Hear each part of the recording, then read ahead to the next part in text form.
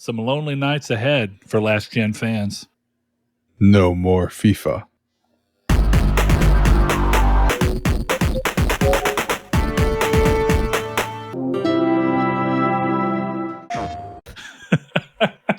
Hello and welcome to Triangle Square, a PlayStation podcast. I'm your host, Brett Beck, and alongside me, as always, is Mr. Saul Bridges. Lucky episode 260. 260, I think. That sounds right. 260. And alongside me is Mr. Chris Figs. I didn't know how Brett was going to introduce all of us. Apparently not. Did he die? Sorry. Yes, I died. I'm dead. Oh. We have two ghosts. I am now the ghost of Brett alongside the long-running, but apparently most inside joke ever of the ghost of Blake Popst.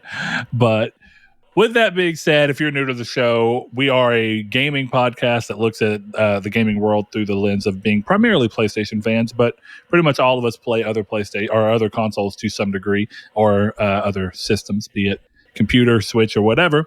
So if you like what you hear by the end of the episode, like the video or whatever it be, review the podcast, let us know what you think. Helps get our numbers out there, let people see the show and see if it's worth their time. But we always start the show off in a time-honored tradition of checking in on what each other has been playing so you, the community, can hear what we've been up to and we can get a kind of an idea about each other.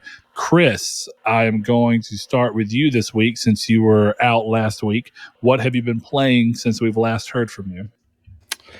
Not a ton. Fallout New Vegas I'm still working on. I'm doing my second playthrough now. Yeah, playing it on hardcore. It's fun. Yep. Haven't noticed anything really that different. But I think this playthrough is interesting because I'm going for the 10,000 points of heal damage with food.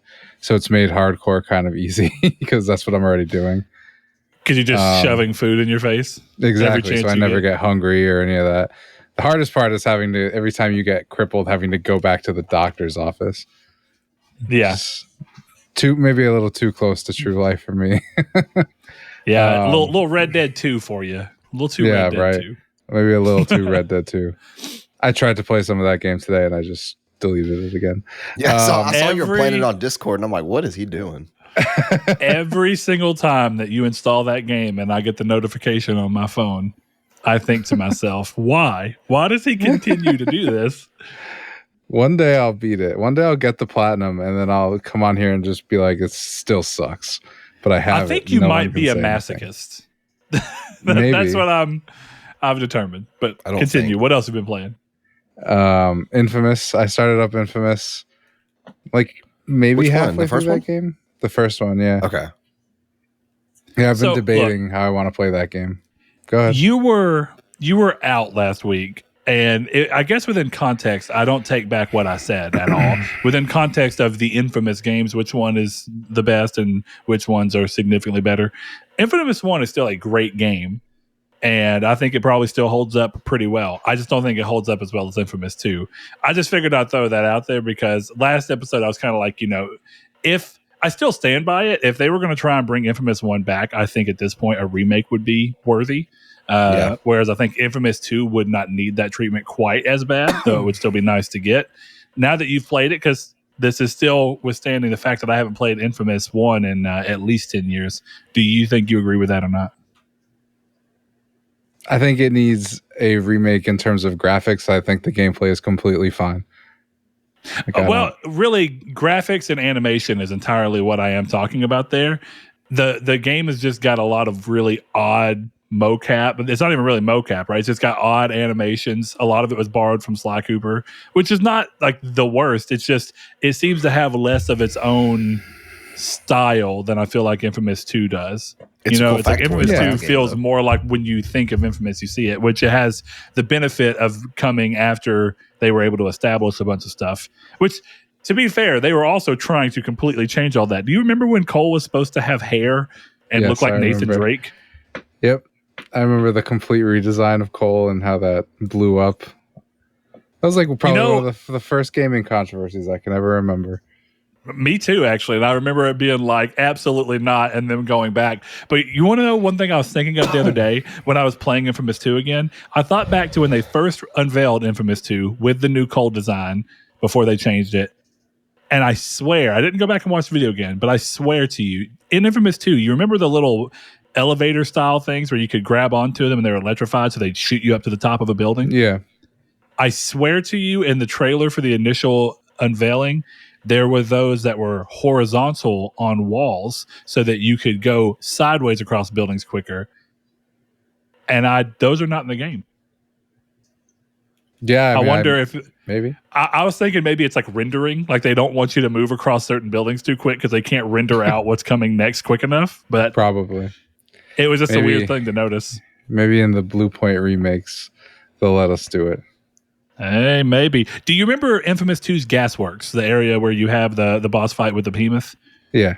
I feel like if they would have put that there, it would have made traversal so much more fun in that area because traversal is kind of bad in that area because there's not a lot of buildings. It's primarily very tall, cylindrical things. Can't climb. Yeah. Yeah. But yeah, Infamous 1, I think it's really good. I don't know. I'm having a lot of fun with it. I was telling you, but I'm debating doing a good playthrough on Infamous 1, then playing a good playthrough on Infamous 2, and then doing the same thing with an evil playthrough. Because you got to play on Infamous 1 and 2? Yeah. Ooh, yeah, it's true. Because you got to play in both, so I figure I might. Are you worried? Kind of a fun way. You worried about burnout? No. Have you ever met me? Nah, I have, Chris. I've met you. when have I gotten burned out in a game I wanted the platinum on? Destiny 2. That's because Destiny sucks. This callback to last week. Destiny is the only video game I've ever fallen asleep playing in a party chat with friends. Yeah, that happens with Gavin almost every single time that we play with him. So yeah, you're not alone. Has a dumb sleep schedule and stays up past his bedtime.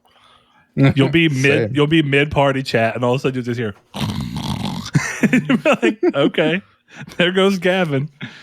All right, so Infamous and Fallout New Vegas. Anything else? Just the usual. A little bit of MLB, a little bit of Apex. Doing some late season grinding on that, but it's about it for me. No platinum yet. I'm saving them. It's okay. I gotta save them. I'll do like what I did with Mass Effect, where I'll get the third one and then end up with like 6 the same day because of how I did it. Yeah. All right, Saul. Checking in on you, man. Did you end up playing anything different this week? It's funny Chris mentioned Mass Effect. So I bought the Legendary Collection when it came out. Yeah. And I never got around to playing it. So I downloaded it again. And I haven't got to playing it yet this week. I actually intended for that to be my plans for tonight. And that's not going to be the plan. So maybe tomorrow, Wednesday, I'll start that. If it's not going to be Wednesday, then I probably won't start it till Saturday. So yeah, that's kind of at the little road I'm stuck in right now. It was going to be Mass Effect week all the week this week, but nope, not now. I have played a little bit of Destiny. I want to say it was Saturday. It was no, I'm sorry, it was Friday. Because Big Seth was asking me about it. So I was showing him a little bit of it, and he ended up downloading it. I think we're going to play that this weekend. Okay. If he's playing it, I might hop back in a little bit. If I have consistent people to play, I don't mind it. I've taken a long break from it, so no skin off my back in that regard. Speaking of which, one of our new listeners, or at least that's made himself aware, and became a patron this week, Aztec King. Thank you very much for doing so. He reached out and asked if we were still interested in doing the Destiny 1 plat that we kind of talked about, and I think you had mentioned to Diana and Joe and everybody else. So if that's still on the table, he wants to be part of it. So if we didn't have enough people, we might be closer. Yeah, I think we either have exactly 6 with him or exactly 6 without him. But you know how Destiny raids work. Somebody's not going to show up. So yeah, exactly. So it's a good plan to prepare. So if that's something we really want to do, we should get with Diane and everybody and kind of look into that. I meant to tell you that earlier. And yeah, this weekend I'm going to do I think it's Saturday, not night but evening. I'm gonna do a Garden of Salvation raid run with them. Okay. So I'll talk to her about it then, and we'll see how that works out. All right, Aztec King. We will let you know as soon as we have kind of a realistic timeline for everyone. If I'm not mistaken, she's on the other side of the world still. So She is, yeah. scheduling, lining up is going to definitely be important. But all right, anything else? No, I had a hankering to play Mass Effect, and I have a weird hankering to play Shining or Brilliant Diamond. Like I was sitting there thinking, I'm like, I never finished that game, and I was like, I really like Diamond and Pearl, so I'm just gonna go back and play it on the couch and stuff while we're watching like Sopranos or whatever we end up doing. I started watching Moon Knight, which is non-video game related, but watched the first 2 episodes. That show's pretty good so far. Nice. So yeah, kind of a slow week for me. As much as almost any of the TV series, I feel like they've been a little bit more panned by people who are typically fans of the MCU than the movies tend to be. Because I feel like almost half of every person I know who normally loves MCU movies has thought that the Disney Plus series have either been amazing pretty consistently or not good enough pretty consistently, and it's very interesting. So yeah, see, I've watched Falcon and the Winter Soldier and WandaVision. They were both pretty good. I watched Loki at all. I'm not a massive fan of Loki, but I'll still eventually probably end up watching it. But Moon Knight, I highly recommend Moon Knight, especially if you're a fan of Oscar Isaac. Yeah, I think he's a good actor. So, I mean, if nothing else, he's probably making it fun to watch, regardless of how you may feel about the rest of it, which I have zero opinion on. So, yeah. So, but what have you played this week, Brett? I got that infamous 2-plat, big dog. 11 years in the making. Woo woo. Clap, clap, clap, clap, clap. All my juggalos sing with me. Woo woo. Anyway, that's how I'm gonna feel though whenever I get the not Bloodborne, Dark Souls 3 Platinum. Oh, dude, one of these days you're going to get it. But I'm not even joking. As soon as I got the platinum, and I did the same thing. I've got to just. It seems like such a cut and dry platinum. Definitely with the trophies I had left, but I realized that I could have gotten the platinum at least a day earlier, if not maybe 2 days earlier. For 2 different reasons. Deleting my save didn't help, but oh yeah. It turns out that one of the trophies and the descriptions are unlock all powers. All right. And whenever you beat the game, it unlocks both sets of powers. So you have the evil and the good powers. And I started getting to a point where I had completed all of the side quests. So I got all the XP you could from that.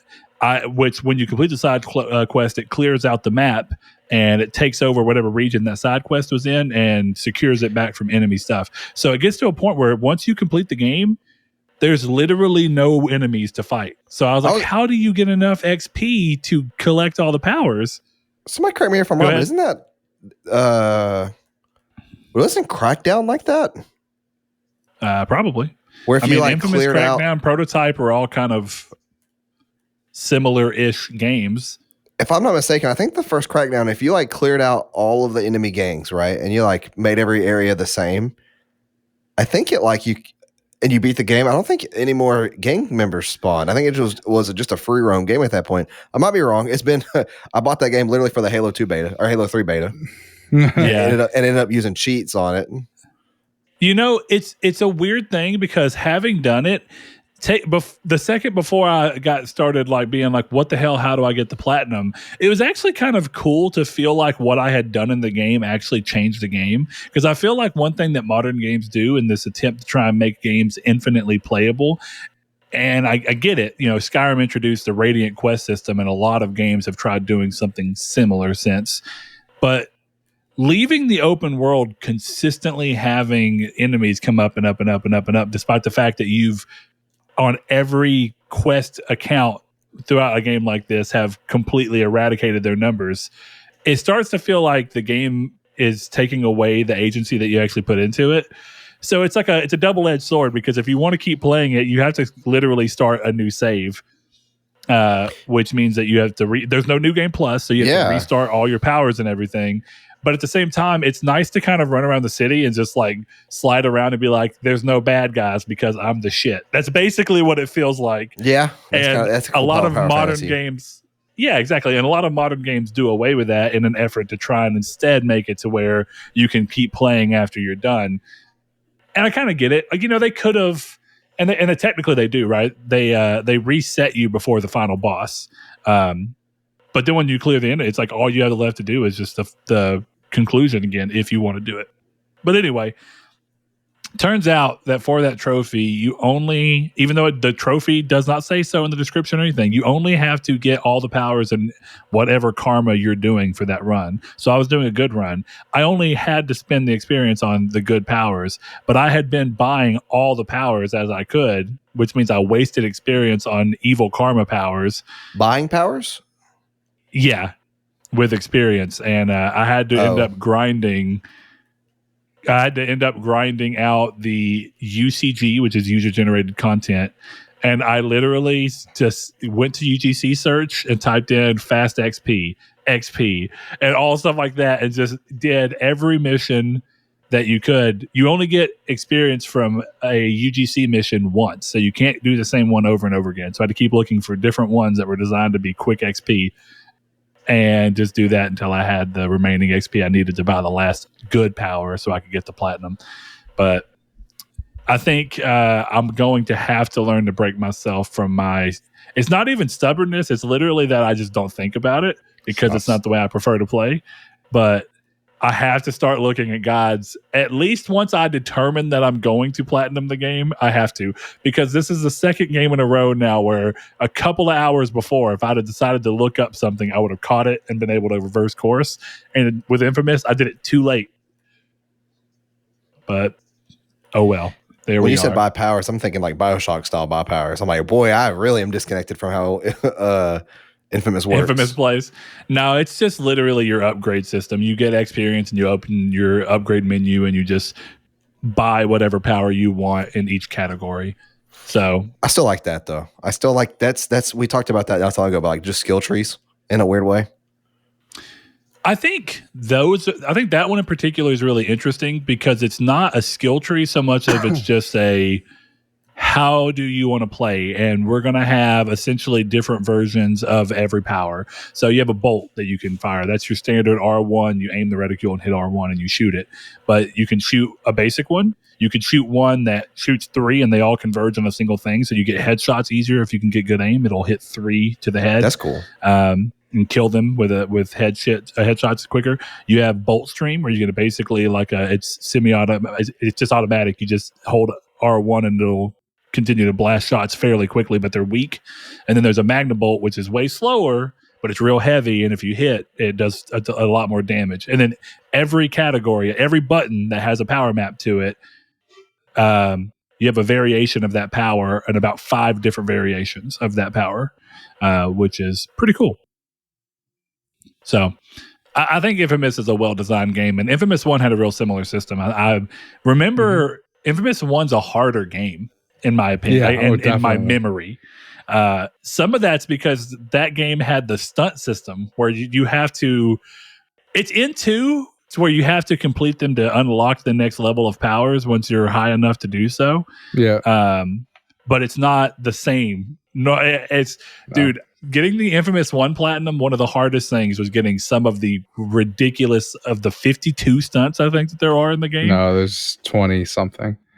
So what am I thinking of 52? I must be thinking of I don't know, maybe blast shards. Blast shards is in like the 300 range or 200 something range. Yeah, it's a lot of blast shards. So either way, Infamous 1's a great game. I just remember it being decidedly harder. I mean, I remember a lot about the game though, with the dustmen and the trash bags over their head and stuff. Honestly, dude, I haven't started Wolverine yet because, of course, I logged into old school RuneScape just to add somebody who told me to add them, and I was like, "Oh yeah, I didn't finish." It's like crack cocaine over here. Yeah, it is. I was like, "Oh man, I didn't finish this quest." Isn't that how like every addiction story starts? Is like, bro, I wasn't gonna play it, but then somebody brought it over, and like, Basically, yeah. I My was buddy dumping Cody, out the heroin and decided that last bump in the bag. in this, it's basically like I shared a heroin meme, and someone was like, "Bro, add me. I do heroin too." And I was like, "All right, I'll add you." And then I got on. I was like, "Well, all this heroin's here. Might as well bump this heroin." You don't bump heroin. I think you inject it. I don't actually. could. I think there's like millions of ways to do it. Don't do heroin, yeah, hey. audience. Yeah, don't. There's a million ways to not do it. Right. That's what we mean. But yeah, so I have been for the last 3 days entirely up old school RuneScape's butt, and then testing my deck out for the Nuke and Stellar Mech Knight deck. So I've been YGO Pro OSRS pretty much all week on my computer. But the next game I intend to start is Wolverine. I think I'm going to move my PS3 back here and plug it into my monitor so that it's not trying to stretch a 720p image to 4K on a 55-inch screen, and instead it's trying to stretch a 720 image to a 1440p on a 30-inch screen, like a 32. You know what I mean? It's like it won't be as look bad. I don't think it looks bad personally. Like I'm playing on my TV. I think it looks okay. Yours is a 55, 65, what? 65. I noticed that whenever I was playing Nier, which is the original Nier, is not a great representation, nor is Drakengard, the two most recent games I've played on them. I feel like it looked decidedly more compressed in areas where you could tell it was trying to upscale, like upscale compression. You might but just be forgetting how bad the games look. Because that's one of the things like I do where I was playing Infamous and I was like, this looks awful. I remember this looking so much better. Then you get used to it. Some of that, but here's where I want to test my theory. The confidence monitor that I use for when we're doing the podcast to see you guys and myself on is an old. It might be 1080p, but it's either a 720p or 1080p max, 32-inch. I'm going to plug my PS3 into it and just look at resolution, not color or anything else, sheer resolution and what they look like, and then I'm going to plug it into my 1440p and see how much that pixel stretching does hurt or doesn't hurt the image, and see if you're right. Is it just my my memory failing me, or is it is my memory being too kind to the game? Well, or let me know, because if it looks that much better, I'll just buy like a $50 720p TV. They're very cheap. All I'll say is, playing a game on native resolution is a big benefit. It's like playing old systems that were not made for HD TVs on CRT TVs. They look so much better. It's crazy. I actually thought it. Oh, I'm sorry. Go ahead. Go ahead. No, you're good. Go ahead. I was just going to say, I've actually thought about getting a CRTV, but they are ridiculously expensive. The Holy Grail. Well, you can get normal ones every day for $50, but the ones that everybody really wants that are highly sought after, like the Sony Trinitrons, that have really high def and like they're still flat screen, but they're still cathode rear projection. Those are the Holy Grail, man, because some of them are made right at the transition, so they have HDMI inputs and everything, and they support 1080p, even though it's a CRT. Those are like what you really want because it's the best of all worlds. You can play like there's been a Digital Foundry did a video of like playing Control on it, and Control looked amazing on it. So is what it is. But one of these days I'll stumble across one that's not $500 from somebody on eBay, and maybe I'll buy it. We'll see. Go to Goodwill. I'm legit going to start going to Goodwill as often and flea markets as often as I can, and just being like, that's a good CRT. I'm going to grab that. Sure. yeah. We'll see what ends up happening. But all right, that's about it. Chris, as soon as I start Wolverine, I will let you know what I think of it. But did you platinum it? Wolverine? Yes. No, not yet. Okay. Do you think I even should go for the platinum, or is it not? Like, do you think I would get annoyed knowing my tendency on certain platinums from what your experience has been so far? I mean, you'd have to play it with a guide. Okay. Well, we'll see. I may just play it and difficult, say, but damn the trophy at this point. You know what I mean? I mean, you could do 2 playthroughs of it pretty quickly, but you have to get all the collectibles, and it's one of those things where back then they didn't track all that stuff very well. Ooh. So there's literally no tracking, so you need to play it with the guide. Hate to see it. That's like, that was the worst thing about the order is to me. I love everything else about the order, but I was like, you assholes couldn't track the in-game collectibles that you tie to a trophy. Mm-hmm. I think it's worth it because you get cool suits and it helps you with upgrades and stuff. So like I would play it that way regardless. But I actually do like that in those old games. Like I remember when I was playing High Moon's Deadpool. I really liked how Deadpool was set up to where it's like find collectibles and it's gonna give you different suits that give you different powers and stuff. I was like, that's actually a cool idea. I like that about the older games. I just bought Deadpool. Just came in the other day. That game's great, actually. Yeah. Very, is it the one voiced by Troy Baker? No, it's Nolan North. Nolan North, yeah.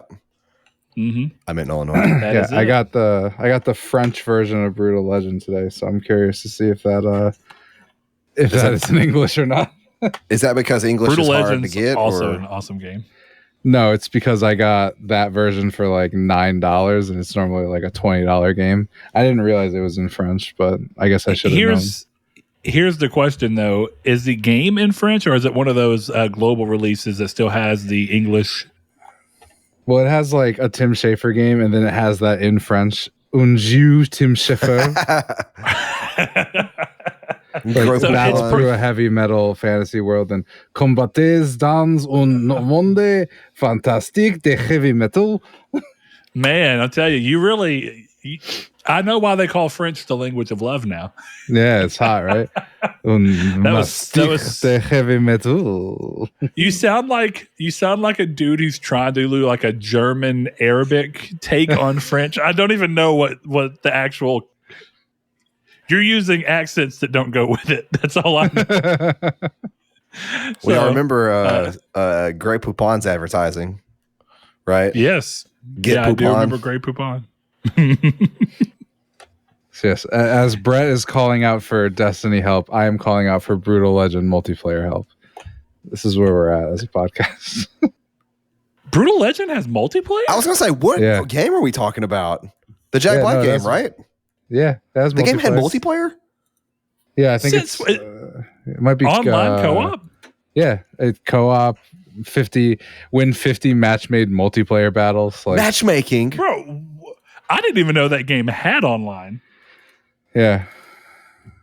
Well, now, okay. You gonna buy it when we play it online? Do it.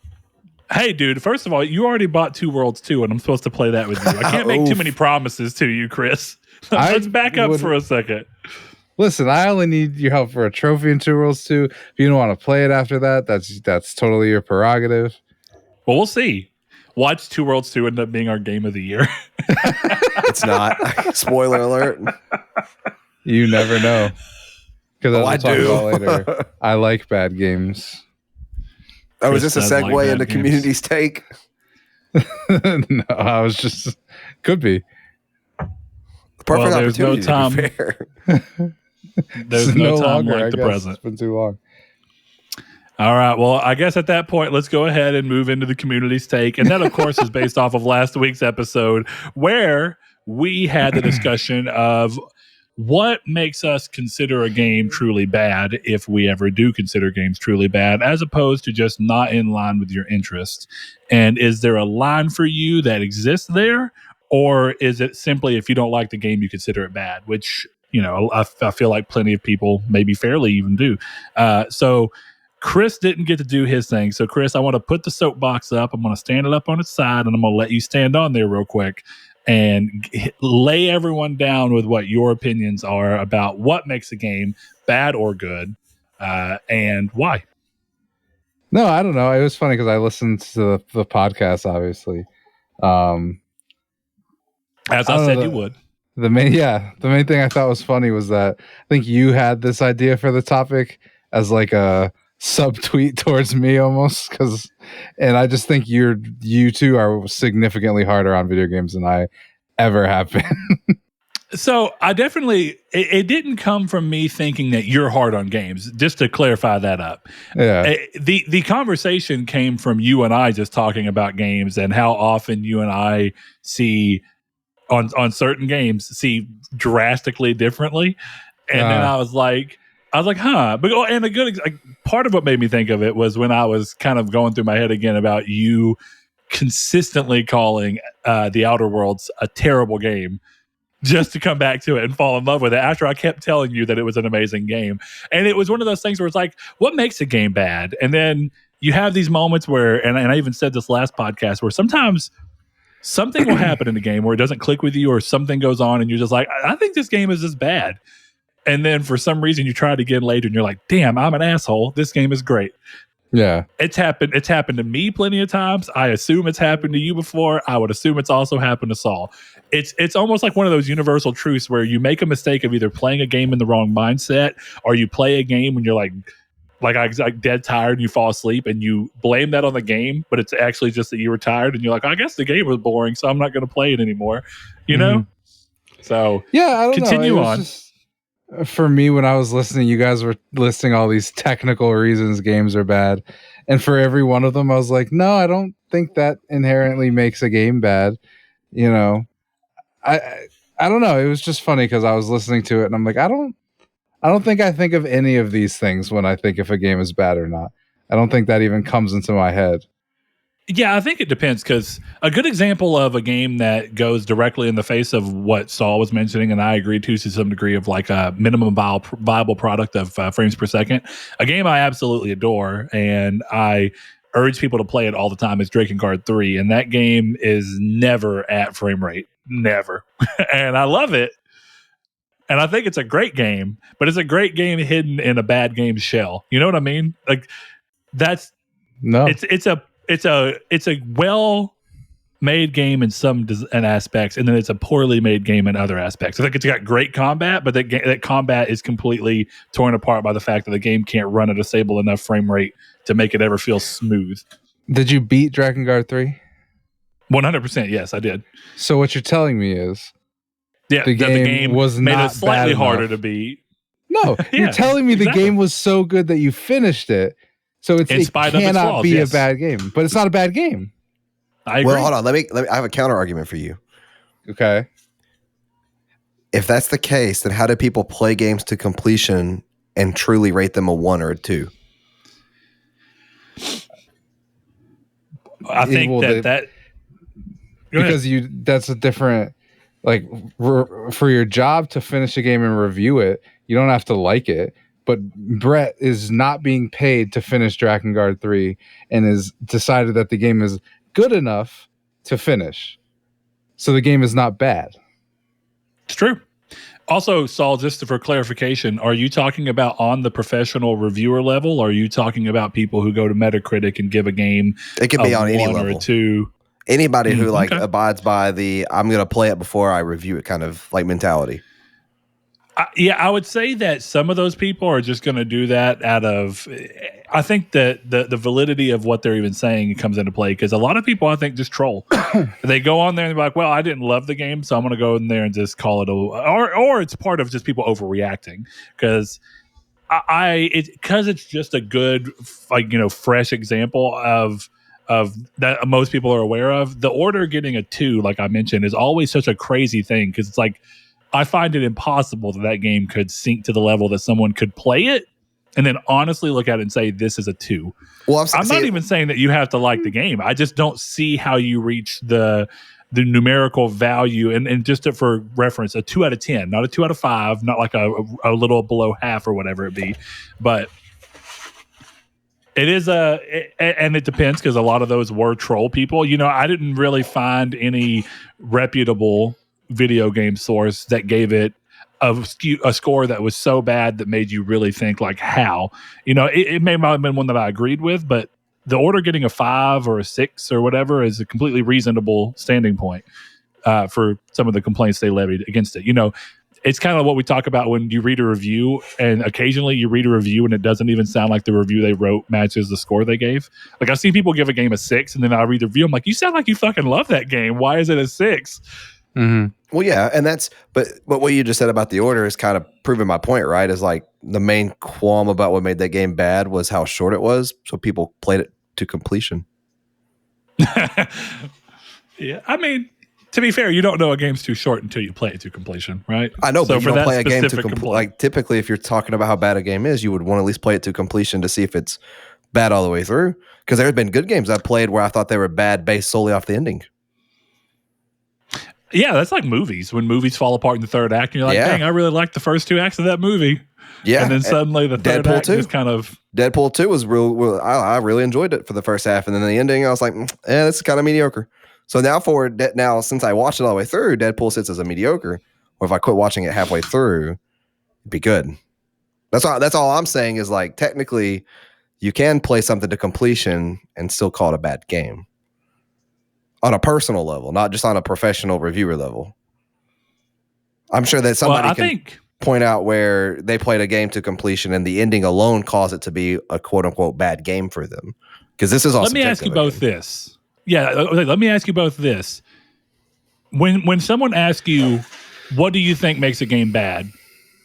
Or what's a bad game? Just define a bad game or whatever it be. Do you think of that as an immediately subjective response, or do you think of it as an objective level thing? Subjective. Like, do you think of... Okay. I mean, I do too. Because they're asking me. Objective. But the whole conversation can't be objective. There is no objective bad game. There isn't. Every game is good to someone. I agree with that. There cannot be anything objectively bad. I think there can be. Just on like a very minuscule scale, like games like that launch that like literally like they're made for like cash grabs for like mobile games. Or games that don't even launch properly, right? Like games like their whole intended thing is to download it so that you can like literally a copy and paste of like Grand Theft Auto. Because you see mobile ads like that all the time, like where it looks like Grand Theft Auto, but it's not.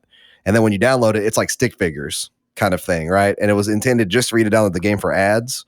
That's kind of a example there, I would think, right? Like that's objectively a bad game because it's going off of a negative and a bad flaw on why the game. I agree. It is subjectively a bad game. Yeah, I still don't agree that that's objectively a bad game. I think it's objectively bad marketing, right? I think that's a fair point. Is that the marketing fails to actually tell you what the game is by way of fooling you into thinking it's something else. But it's not objectively bad marketing because it succeeded in getting you to download it, which was the whole point of the marketing. That's true. It's bad and good in different ways. It's bad marketing in the sense that it doesn't actually represent something well, but it's good in the sense that it actually draws you to click through and do the thing. Yeah, but my point is somebody likes that game. That's what I was about to say too, is that there are plenty of games that I know people are like, I like that game anyway. Well, you just said it yourself, is you just said objectively it works, but subjectively it doesn't for marketing. You can't say objectively a game is bad, but for some people it's good, so objectively it's not good. Objectively I'm telling you that objectively there's no such thing as a bad game. Well, no, I'm saying what Brett said. It's like you can't have it both ways. No. Yeah, and just to be clear, did you think I said that games can be objectively bad? No. I'm talking about how you were saying just now about how objectively the marketing worked for the game, but it did not work well because it's scam. So technically, it's bad. But you can't say that about that and then not say it about the game too, because at that point, of course you can. I don't think you can. It's contradicting yourself. No, it's not. It absolutely is. If one thing's bad for one person, it can be great for another. Right. So objectively, that doesn't mean for all parties it's bad. And if you say and if you argue that, go ahead. Which do y'all agree? Like, if a game, I misunderstood your point more than anything else. I think that's all I'm saying is like technically, going off of that, that's how I feel.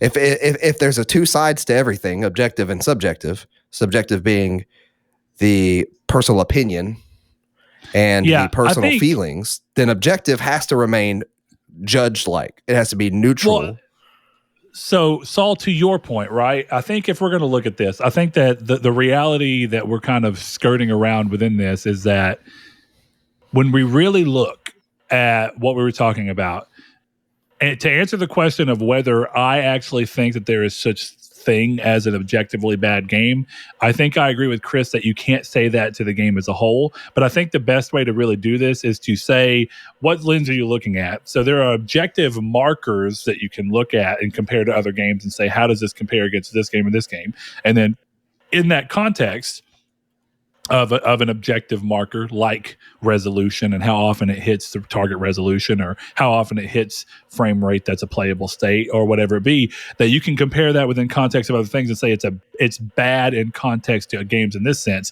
But to Chris's point and the other side, as I testified with with Drakengard 3 is that even when the objective standards that we might be able to put towards and say we think that these are things that should make a bad game, the subjective nature can still overtake to the point where and a game that should be a failure because of not hitting certain markers still ends up being beloved and niche. And I think that's what makes this conversation kind of weird because, I mean, a lot of the answers I think are very similar as well in that to go towards Chris's point even further, there is nothing but a litany of bad games that people still love. Or, you know what I mean? When I say bad, games that are considered universally bad amongst the internet, sphere. And yet you'll see people being like, despite the hate, I actually loved Fallout 76 or I loved this game, Like, well, let me ask you this. So are you saying that, so you're saying that no game could be objectively bad? Correct. What about movies? No. Okay. So are you saying art as a whole cannot be objectively bad? Yes. So then what's the point of bringing up objectively in this conversation at all? I've never brought up objectively. No, I'm just saying in general. Well, I just mean in general. I've never said objectively anything's bad. And you know what? I want to because really what was in my head, and I think objective and subjective were the wrong words to use there because as we're talking about, I think subjective is to the point. But really, and this is a weird conflation that may say more about the way I view video game media than maybe I should, but at least in the sense that a lot of people look towards video game media, even if that includes YouTuber people that they follow and trust and create a thing where they look at what they say and they go, I'm going to trust his opinion. I guess what I really meant by that, or what I was trying to get at, and I think I used really poor wording, is that when you think of what makes a bad game, are you looking at what review scores from reputable, be it reputable on YouTube or things, are talking about and calling a bad game? Or are you looking at the everyday Joe who plays something and you just go, do you or don't you like it? And that being what I was leaning towards saying is more subjective of the everyday opinion versus the establishment of games media that does tend to look at things through a more comparative lens and through a more contextual lens with markers like frame rate and resolution and general, so that's what I was trying to get at. And I guess that's why I'm confused is because reaching that point. Well, that's why I'm confused about it because I thought we kind of made it clear last episode. This was all subjective. Yeah, I think that's fair. Yeah, but the problem was you were having an objective conversation about a subjective topic. That was the thing. You guys were running through like frame rate, all this kind of stuff that is objective things in a conversation where there can't be any objectivity. Games can have I think that's fair. Bad. It's definitely true. I listened to it 4 times so I could be prepared. But, no, I'm saying like that's a fair point. Yeah. Gotcha. I'm not saying that's true. That's a fair point. I think to Saul's point, or to mine and Saul's defense of what we were saying, I think that the road that we were kind of traveling down with that conversation was really erring on the side of that we're not looking at games as subjectively bad or objectively bad because it's so subjective, but that because anyone can love any game, as I've given examples and as many of these answers have given examples. I think that Saul and I were both sort of talking more about things that tend to throw us off of games quick enough to where in our mind we go, that game is not something I look for look at when I think of a good game. Well, hold on. Let me rewind the conversation a little whatever. bit. Go ahead. So, Chris, are you saying that a list of objective like problems cannot influence your subjective opinion on the game? Correct. How do you judge a problem then if it's not objective? If there's because objectivity has to have a morality line that can be crossed. And then when it's crossed, morality. Well, I was with you up until that. Well, not morality, but there has to be a line that has to be crossed for it to become objective. That's the definition of objectivity. No, it doesn't. I think games can have there can be objectively bad things in games, and you're saying doesn't mean the game is bad. That's my point. Hold on. I'm saying, but my whole point is how can you say what influences someone's subjective opinion? I'm not saying what influences anyone's opinion. I just asked you that, and you said yes. I'm thinking that like I said, Fallout New Vegas running at 1 frame a minute is objectively bad. Right. Fallout New Vegas is an incredible game to me. Okay. So on the reverse side of things, how can you say that I can't have this subjective opinion that I don't like Fallout New Vegas because the frame rate runs at 1 frame? I never said that. You just said that. Whatever. You No, literally I just did said not. that. Yes, you did. A second ago, I absolutely didn't say that. I would never say Brett, that. did I not ask him that you cannot use objectives for a subjective opinion? And he said, right. So let's slow down, because I think what's happening, there's some wires getting crossed here. I think the entire time that you were just talking to Chris and asking these setup questions toward your point that you were building toward, right? I think Chris was looking as if, and Chris, please correct me if I'm wrong, but I think, Chris, that you were answering as though you were filtering it through your opinion and what you think. Yeah. I think Saul was more meaning it in the broad, like as an everyone, and I think you were filtering it as for you think objectively bad markers of things that we're going to say are comparable or whatever can be in there, and you can still love the game. But Saul's grander point, and I actually, Saul, I like the way you phrased the question, because I think it's a fair point of how does objectivity come into a conversation about subjectivity. I think you just answered the question, is that your objective markers can influence your subjective opinion. Correct. And I do think that that's a really fair point. And how much that does impact everyone's subjective opinion is going to differ greatly from person to person. There will be people like you or I sometimes where a game does that and does it early enough that you throw the whole game out and go, it doesn't matter if the game's good within there. Cyberpunk is a great recent example of that. I think Chris and I, having both played Cyberpunk despite all of its issues, be the first ones to tell you that game sometimes just didn't even work. But do I still think it's a great game? You bet your ass I do. But it has a lot of objective problems that have thankfully since been fixed. So I think that is at the root of your thing, because collectively the gaming sphere agreed that Cyberpunk is a bad game, at least in terms of how we're going to discuss it in vague aspects, to the point of quick, would you buy it or not? No. Why? Because it's bad because of this. And then everyone kind of let that go. But I think if you take it away from that macro level of looking at everyone having short conversations, and then you pull that in, you're going to find those people who are more geared towards your statement of, it ran so bad and so poorly that I couldn't even get through playing it. Ergo, bad game. It failed so hard that I couldn't even play it. And then you have people like Chris and I who, for whatever reason, suffered through it despite, and thought the game is utter trash in how it was made, but the game itself is amazing, much like he just said about New Vegas. So I think that's the biggest. I think that you were talking on a broad spectrum, and Chris was taking it as if you were asking him his personal spectrum. Just to clear up confusion. Well, okay. Well, I'll use myself as an example, right?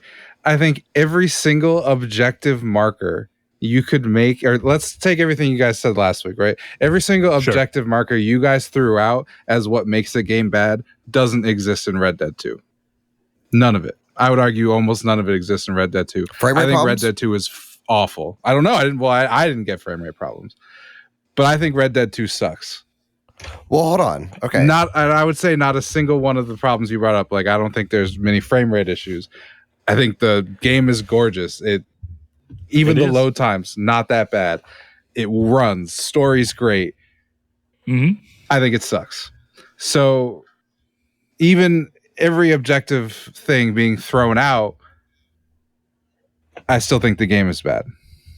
Because I think in the end, a bad game is only a bad game to the person talking about that game.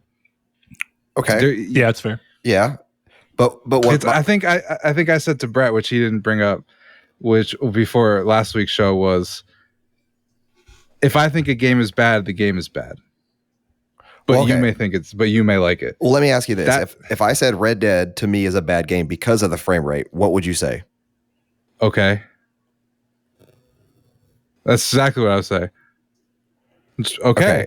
But it sounds like you're saying that you can't use markers objectively for a subjective opinion. No, I'm saying that the objective markers can exist, but I don't think they necessarily influence, or they're the end all be all of someone's opinion. That's why I'm talking about Red Dead. I don't think there's any negatives objectively to that game. However, subjectively, I think it sucks. Yeah, I get his point. I mean, the game runs at a great, consistent frame rate. Has beautiful, like high resolution textures. All things you'd look at as a quality, well-made game. And yet, the problems for people who are detractors of Red Dead tend to come in. Oh, the simulation aspect, which is completely subjective as to whether you are in line with the vibe of simulation aspects and what it brings to a game. How it slows a game down in comparison to maybe a game like Grand Theft Auto, which doesn't lean into things that heavily. Well, and there's I'll use it. Maybe this will help or not, but like it's a conversation me and Brett were having where I was watching Gotham, right? And I said, "Oh, I really like the show." And the first thing Brett said was like, "Well, be wary of the bad CGI." Back up. That's absolutely nothing to me. That's not what I said. Just to clarify, I haven't watched the show. What I said was I've heard it's great. The only thing I've heard is that you got to keep your mindset intact with the fact that it is a TV show on a normal network and not like HBO. So the effects aren't quite as good as maybe something from HBO Max. That's all I said. All I'm saying is that but your point absolutely stands. Nothing to me. Literally, I just don't want people thinking I hate Gotham. I have never seen an episode. I don't know what it looks like. But my point is that, like, I think that's something that you would look at and be like, the CGI in the show sucks. I don't like the show. Right? Am I wrong about that? You're not entirely wrong. I'll tell you, it makes me standoffish, which is kind of what I was talking about before. I think Saul and I were both to some degree, and I know I can say to me for more certainty than him, was kind of talking of. Someone even said it in here. It's been so long since I've played a game and genuinely have thought this game is just complete ass and bad. It's more that I'll play a game and I'll be like, I can see why people. My go-to example is always Zelda Breath of the Wild. I don't think that there's any way that I could sit there and tell someone to their face, you know what I mean? Taking it away from me and pointing at someone else and someone else ask and go, hey, do you think Breath of the Wild's a good game? There's no way I could look them dead in the face and say Zelda Breath of the Wild's a bad game. Because it's not. It's just a game that when I'm playing it, I wish I was playing anything else. That's essentially the best way I can describe it. And I think the problem with having, I guess, casual conversations about this is that some people are dicks and they just assume that, oh, you say it's bad, that means you think everyone thinks it's bad. You know, and I think that's the problem. That's fair too. Everyone views their opinion as the absolute correct opinion, and nobody is capable. Like, I don't think I should have to say before every time I say Red Dead sucks, in my opinion. Right. Yeah, in my opinion should be inferred. If you're having a conversation with me, it's my opinion. That's just like and I feel like that's where this all gets twisted up. It's always my opinion. Witcher 3 sucks, in my opinion. But if I'm having that conversation with you, why do I have to say it's my opinion? I'm not. Yeah. I'm not like IGN, you and I'm not a 3 letters. I'm a human being. So like, you and I can have a discussion about why you think. Like, say I've played Witcher 3, you've played Witcher 3. We can discuss between ourselves why we think it's good, why you think it's bad, and we can just discuss and learn more about each other's opinion on it. But I think to add to your point, it's this thought process that happens in a lot of things where people get defensive because for some reason, when you say that you think something's bad and in my opinion should be inferred, I think people do infer for the most part that it is your opinion, but I think that they tend to add on this weird mental thing that if they think it's bad, they probably think everyone who likes it is stupid for liking it. I can tell you why that is psychologically. Weird blow up. Go ahead. So a lot of people, they don't have self-identity for themselves. So they latch on to certain things, whether it's games, comics, movies, TV, brands. So the second you say something is bad, they're taking it as a literal insult to them because that has become their self-identity. That's why console wars exist for the most part. There are some people, and I'm not saying all, but there are some people that lean so hard into brands that when somebody says, this brand is not my favorite, I don't like it, they actually feel personally attacked. On like a level of an insult and not of a, whoa, dude. Okay, well, no big deal. But no, I thought just to loop it back to fit the end of that part of the conversation. I thought, Chris, you were saying you can't use objectives as an opinion picture for yourself to have a subjective opinion. Yeah, no, I mean, honestly, if you wanted to get into the minutia of it, I would even argue that the objective things that I'm willing to grant as objective are still subjective opinions. Like, I still think a bad frame rate is still a subjective opinion. I think it just it comes from a three standard. of us could define it, right? And it's just the industry standard at that point. So that's what I think me, too. If it deviates from standard, because the question there, right, Chris, is that you could try and give it a broad standard of if the frame rate is unplayable, but there will be someone out there having an absolute blast playing a game at 15 frames per second. Like, and I will tell you right now, Chris said, I would consider 15 frames per second unplayable. Yeah, like Chris said at Fallout New Vegas at 1 frame per second or something. It's better than Fallout New Vegas not existing at all or whatever. Right. Yeah. And see, like for me, it's like if it's a 30 frame per second game and it comes out in 2022, I'm automatically not against it, but I'm automatically like, I wish this was 60. But then if I play it and it has frame rate drops in it and it can't keep a consistent 30 frames per second and it's a new game, no, dog, you're done something wrong. Like, come on. There is something that I am automatically, and I'm holding you to, that's my standard. That's become my standard due to the way that the industry has moved. Well, and the other side of this conversation that we didn't spend much time talking about, but I guess it's kind of the viewpoint for people who look at this and say, like, they don't think of games as bad very often. Whether we really realize it or not, a lot of curation to a degree happens kind of away from our eyes.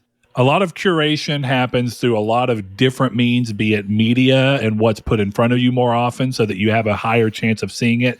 Therefore, you have a higher chance of buying it. And when all that happens, the tendency is that it's going to be a game that is not just atrocious more often than not in terms of those potentially objective markers that we were discussing right there, right? So the chances of you, Saul, getting a brand new game that was heavily marketed or at least marketed enough to put it in front of your face to where you could see it and you thought, I think that looks cool, I'm going to grab that, means that they're doing enough minimum work to where when you start that game, even if it's a 30 frames per second cap, you know that for the most part, it's going to be in the 30s with maybe the occasional drop to the mid to high 20s, right, like 25 to 28. And that, I think you'd agree, if those aren't too common, that's not like a big detour from a game. It's unfortunate, but it's more like you say when a game is consistently dropping in the low 20s where you start being like, what's going on here? Yeah, but we're in this time period where, go ahead. I was going to say, just for me, a lot of these standards are like AAA games. Like if I play an indie game and you're not holding frame rate, I'm a little more forgiving.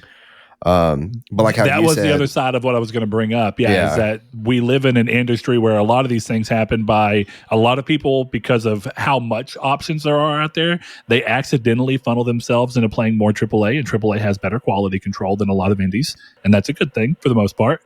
But then also, even when you're playing indies, as Macho Man Randy Savage would say, the cream rises to the top, and you tend to hear about and end up seeing more about really well-made indie games because of that, and that curation's happening without you even realizing it. It's getting pushed forward from a lot of different people, pushing it because they're seeing great things about it, and so you see it more often and you have a higher chance of getting it.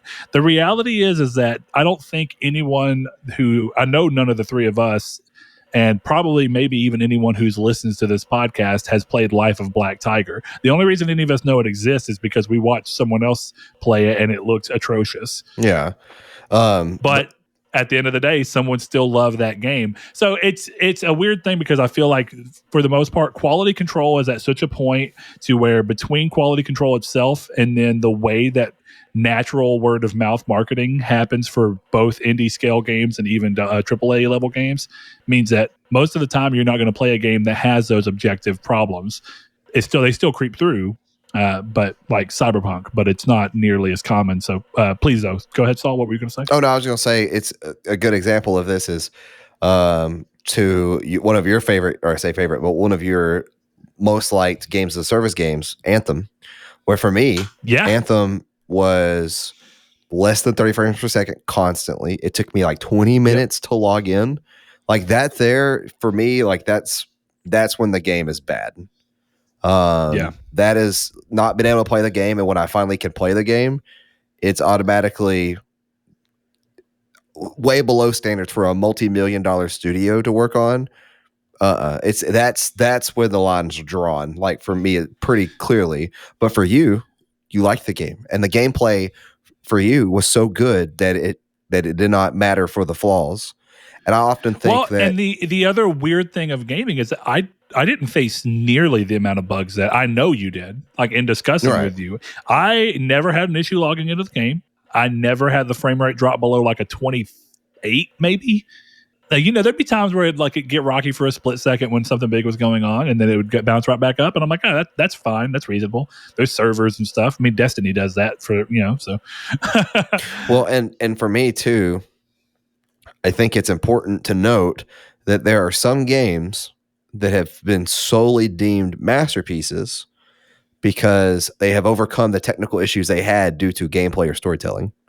So I can't think of one off the top of my head, but I know for sure that I've played games where I'm like, dude, this game had some issues, but the way that the story was told or the way that the game actually played made all those issues. Like actually Death's Gambit, I couldn't even get past a certain point in Death's Gambit at launch. I got to the point where we went to like the underground futuristic area and it crashed on me just every time.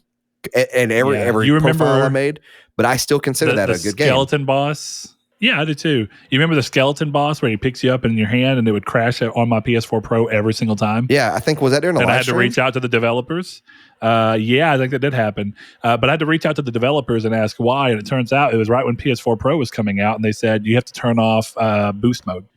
And as soon as I did that, worked perfectly. And see, for me, that's the art. It's your mileage may vary is a big aspect in why there's such disparate opinions, let alone from what your preferences are. But that's a big part of why I think that there's such disparate opinions, because there are situations where, Chris, a good example for you recently is that you were playing Infamous 1 and you said your Infamous 1 disc was apparently just screwed, right? It just doesn't work. Yeah, so weird thing is I would not be surprised if you gave me your exact disc, your one that didn't work, sent it to me, I put it in my PS3 and it worked flawlessly. Because even the systems themselves and how the silicone changes between different manufacturing processes, or his being a slim or a super slim and mine being either a super slim or a original.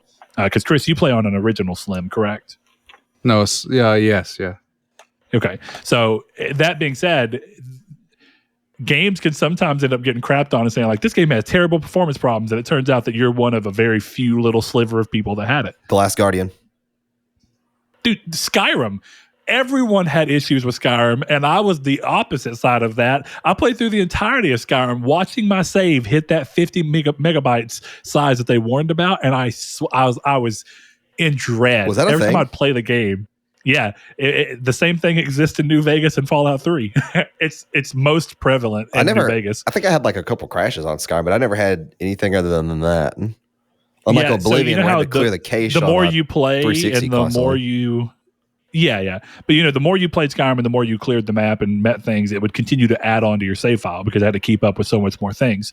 But basically, if you played roughly 70 to 100 hours, depending on how you played the game, you would reach a 50 megabyte save file, and typically the game would just start acting real crazy right there, crashing all the time.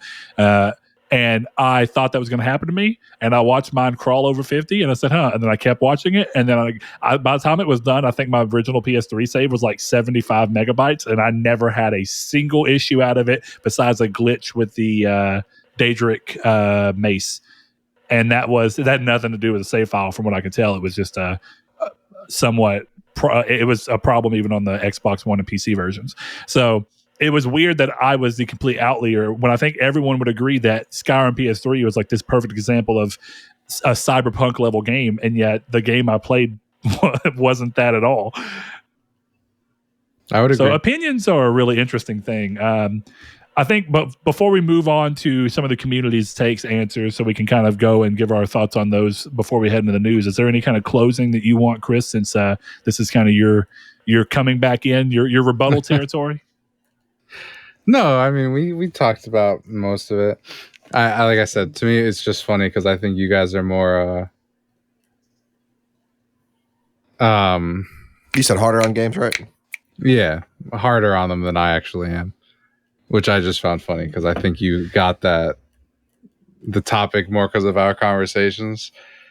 Yeah, but it wasn't because I thought you were harder on games than me. I mean, I know that's one of those things where it's a lot of inference, right? Like I don't actually, Chris, I don't have no clue how hard on games you are because really, even when we vocalize, I would say that I tend to be like Anthem and Cyberpunk being great examples. I tend to be incredibly forgiving on games that are pretty rough. In terms of the objective markers that we were kind of talking about with those things. And yet, I'll tell you right now that like one of the things that I know you and I disagree on at a high level is I feel like for the most part, Rockstar Games third-person shooting mechanics feel subpar to me in comparison to a litany of other third-person shooters. And I know that you disagree with that. I do. So... But I don't think that that's me being like excessively hard on Grand Theft Auto. I just kind of like you talked about, I just don't like to play the game because I don't like the way that shooting feels. Yeah. And that's strictly it. So I'm not being, I don't walk around and say Grand Theft Auto 4 blows ass because I think that the third person shooting mechanics could be better. Why would you say something like that? I think it's why would you I can't believe you said that. Thing? Blake? But it is the reason that I dread replaying it.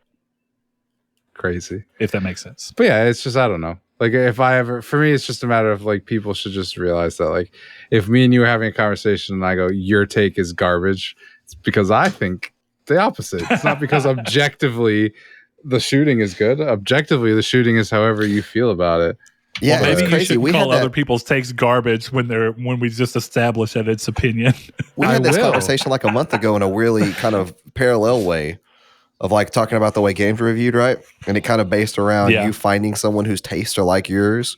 Because if you follow something like IGN, you may not agree with this person who reviews Mario Kart on DS, but then the guy who reviews Mario Kart on Switch might be right up your alley. Yeah. No, you're not wrong. Saul, you were talking about earlier games that overcome technical problems to still become beloved. As I mentioned at the very beginning of this, PS3, 360 era Nier and Drakengard 3 on PS3 are games that have a lot of technical problems. In all honesty, Drakengard 3 significantly worse than Nier, and yet people love those games. They are beloved. Yeah. So, and that's why I think it's a lot of different little ties that tie a knot that make the game bad for me. Not just one. Yeah. Most of the time. I do Sometimes think it is. The only thing I'll say is that I think for the most part, we've skirted a lot around actual gameplay, even though in a weird sense, we kind of did talk about it. But I think Chris ended up being rightly so focused on the fact that we went more towards what we're now calling, as means of this episode, more objective markers to point at when we think a game leans us towards being like, maybe I want to step away from it. But really, at the end of the day, pure gameplay. If you play a game and you enjoy it, almost anything else can be bad about it if the gameplay loop hooks you. And conversely, if the gameplay is straight ass, but the story and the characters and everything else are amazing, you can pull through a game that you think plays terribly and still love it. And for the most part, to be honest, I think most Telltale games that were pretty beloved are in that thing. Those games don't play well. They're great movies. They're just exactly, but they're still beloved because they overcome their gameplay failures by having incredibly interesting characters and stories and the choices that you can make. So, but I think that's a good way to wrap up the conversation within ourselves until maybe we get some more input from the community. So, Saul, I'm going to go ahead and let you grab, I think Twitter had the most responses. So I'm going to go ahead and let you grab a couple off Twitter. Yeah, a name I don't really recognize, KYG. He says, that's Kyle Grimm. It is Kyle Grimm. Yeah, never mind. I saw his his actual handle, and I was like, wait a second here. But Kyle says, if I don't like a game that I don't consider it bad, but I'm sure there's the bad, quote unquote, games I tend to find good because my interest in the game. I'm very open to all kinds of games. So if my interest is there for me not to, or if the interest is there for me not to like a game, it takes a lot. Tom Clancy's Breakpoint is that for me.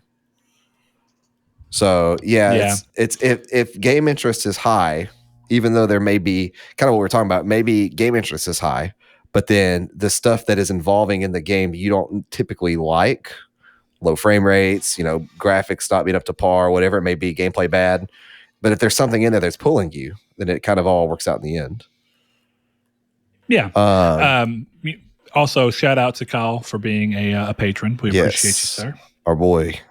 Who also, I know that summer's coming up, so good luck with the yard business, man. That's all I'm going to say. I had to mow this weekend to do a bunch of yard work, and it was 90 degrees here, and I thought, I can't believe it's going to get hotter than this soon because this is hell. So for people who mow other people's yards for a living, you are worth every penny that you charge, and I hope that you do not die of heat stroke this summer. So just throwing that out there. The ghost of Blake Popst, he says, a bad game is when it's on a plastic box I do not like. Very fitting coming from Mr. Popst. A dig for those people who obviously say games, specifically console exclusives, are bad because they're not on the other console. A dig on fanboys from one of the biggest fanboys I know. Okay. Now, hey, look, for a second, let's really talk about that, because what I find so weird about that is when people are looking at Halo Infinite and saying that Halo Infinite's bad because it's an Xbox exclusive. You're wrong. And not that Halo Infinite's bad maybe because of a completely empty and lifeless open world, or online servers that can't keep in time so people can stab you through the back even though they're in front of you for some reason.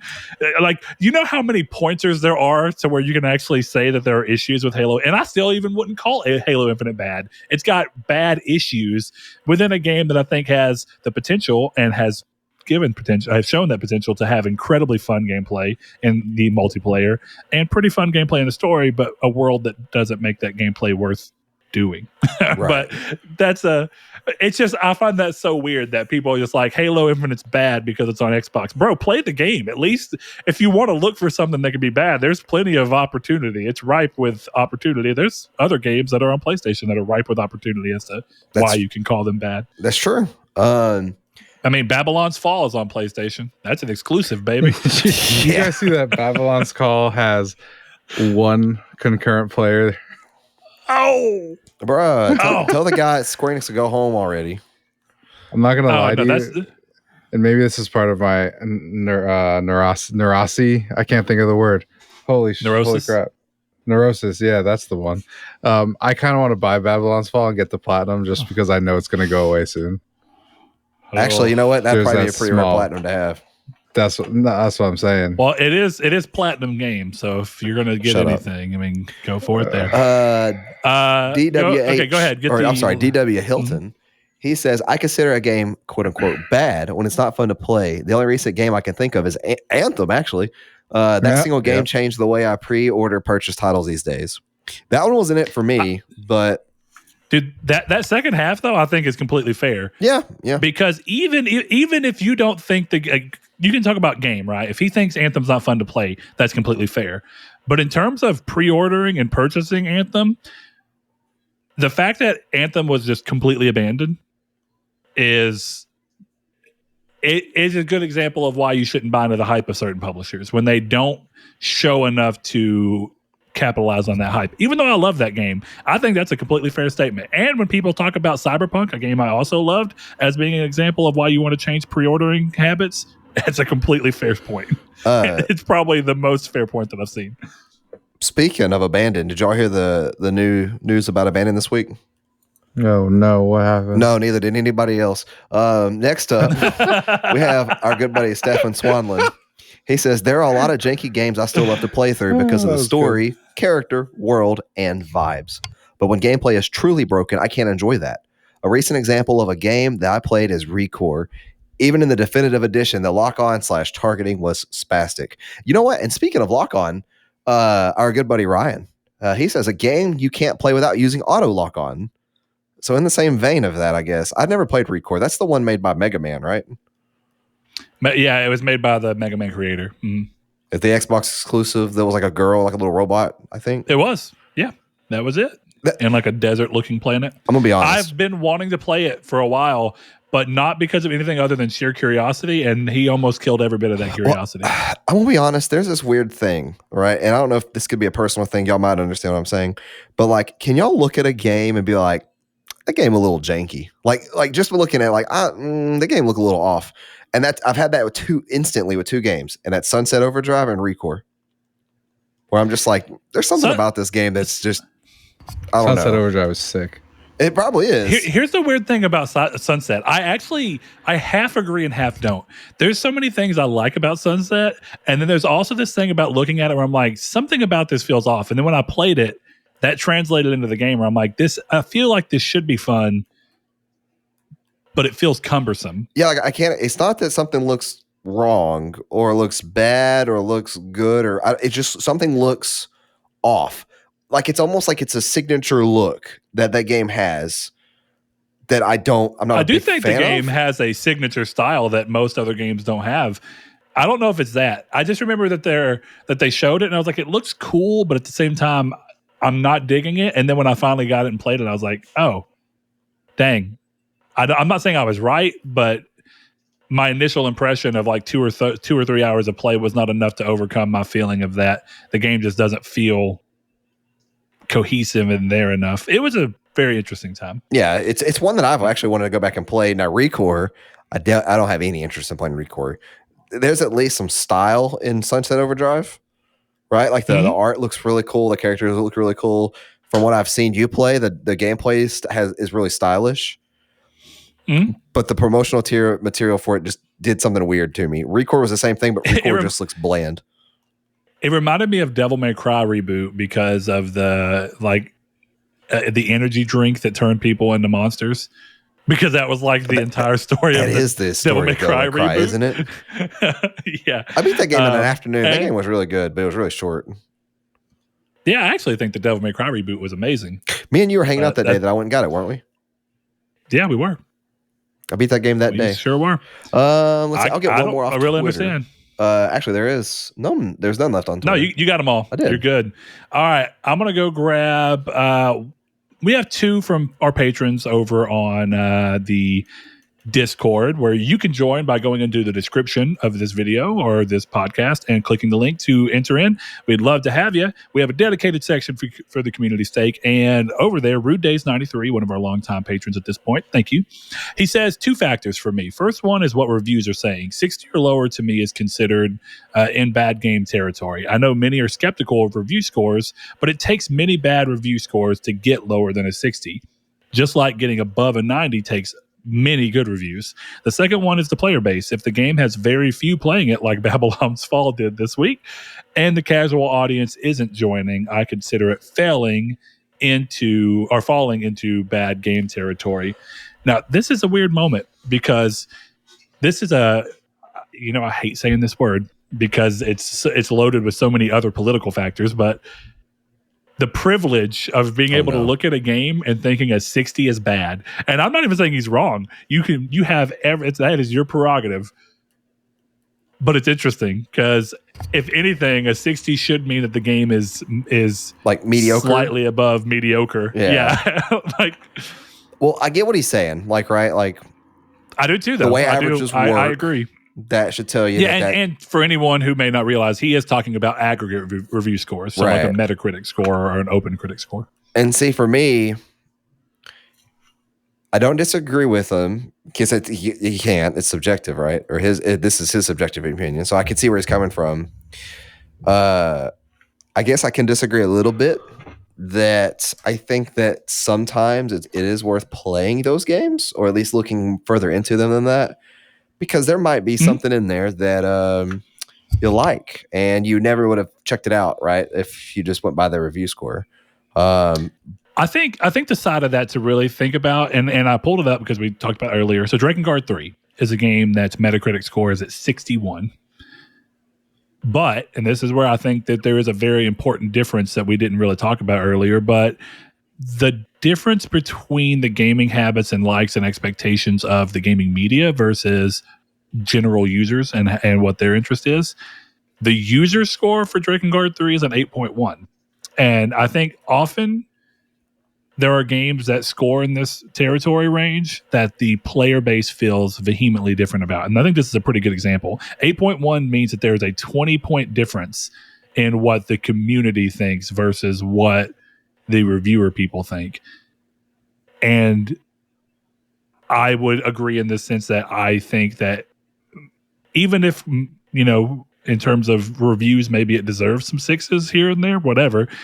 I think I agree that I wouldn't look at this game and call it a 61. So it's you run the risk. It's a good way to operate, but you run the risk of missing out on games that you could love. Unfortunately. Right. That's kind of the excitement about buying games day one, though. I know that sounds weird, but buying games without looking at reviews at all and just when it releases, buying it because you strictly thought it looked cool, it's kind of that equivalent to what people think when they think of like, I'm going to go into the record store and just pick up a CD or a vinyl and buy it because I think the art looks cool. You could be incredibly disappointed, but it's still fun when you do it and then it turns out that album slaps. You're like, yes. I've done that multiple times, actually. Hot Topic used to have vinyl sales where they'd be buy one, get one $1 on their clearanced out vinyl. And I would just go and I'd look at the album art and I'd be like, oh, that looks kind of cool. I wouldn't listen to the band at all. I would buy one vinyl I knew I wanted that was on clearance.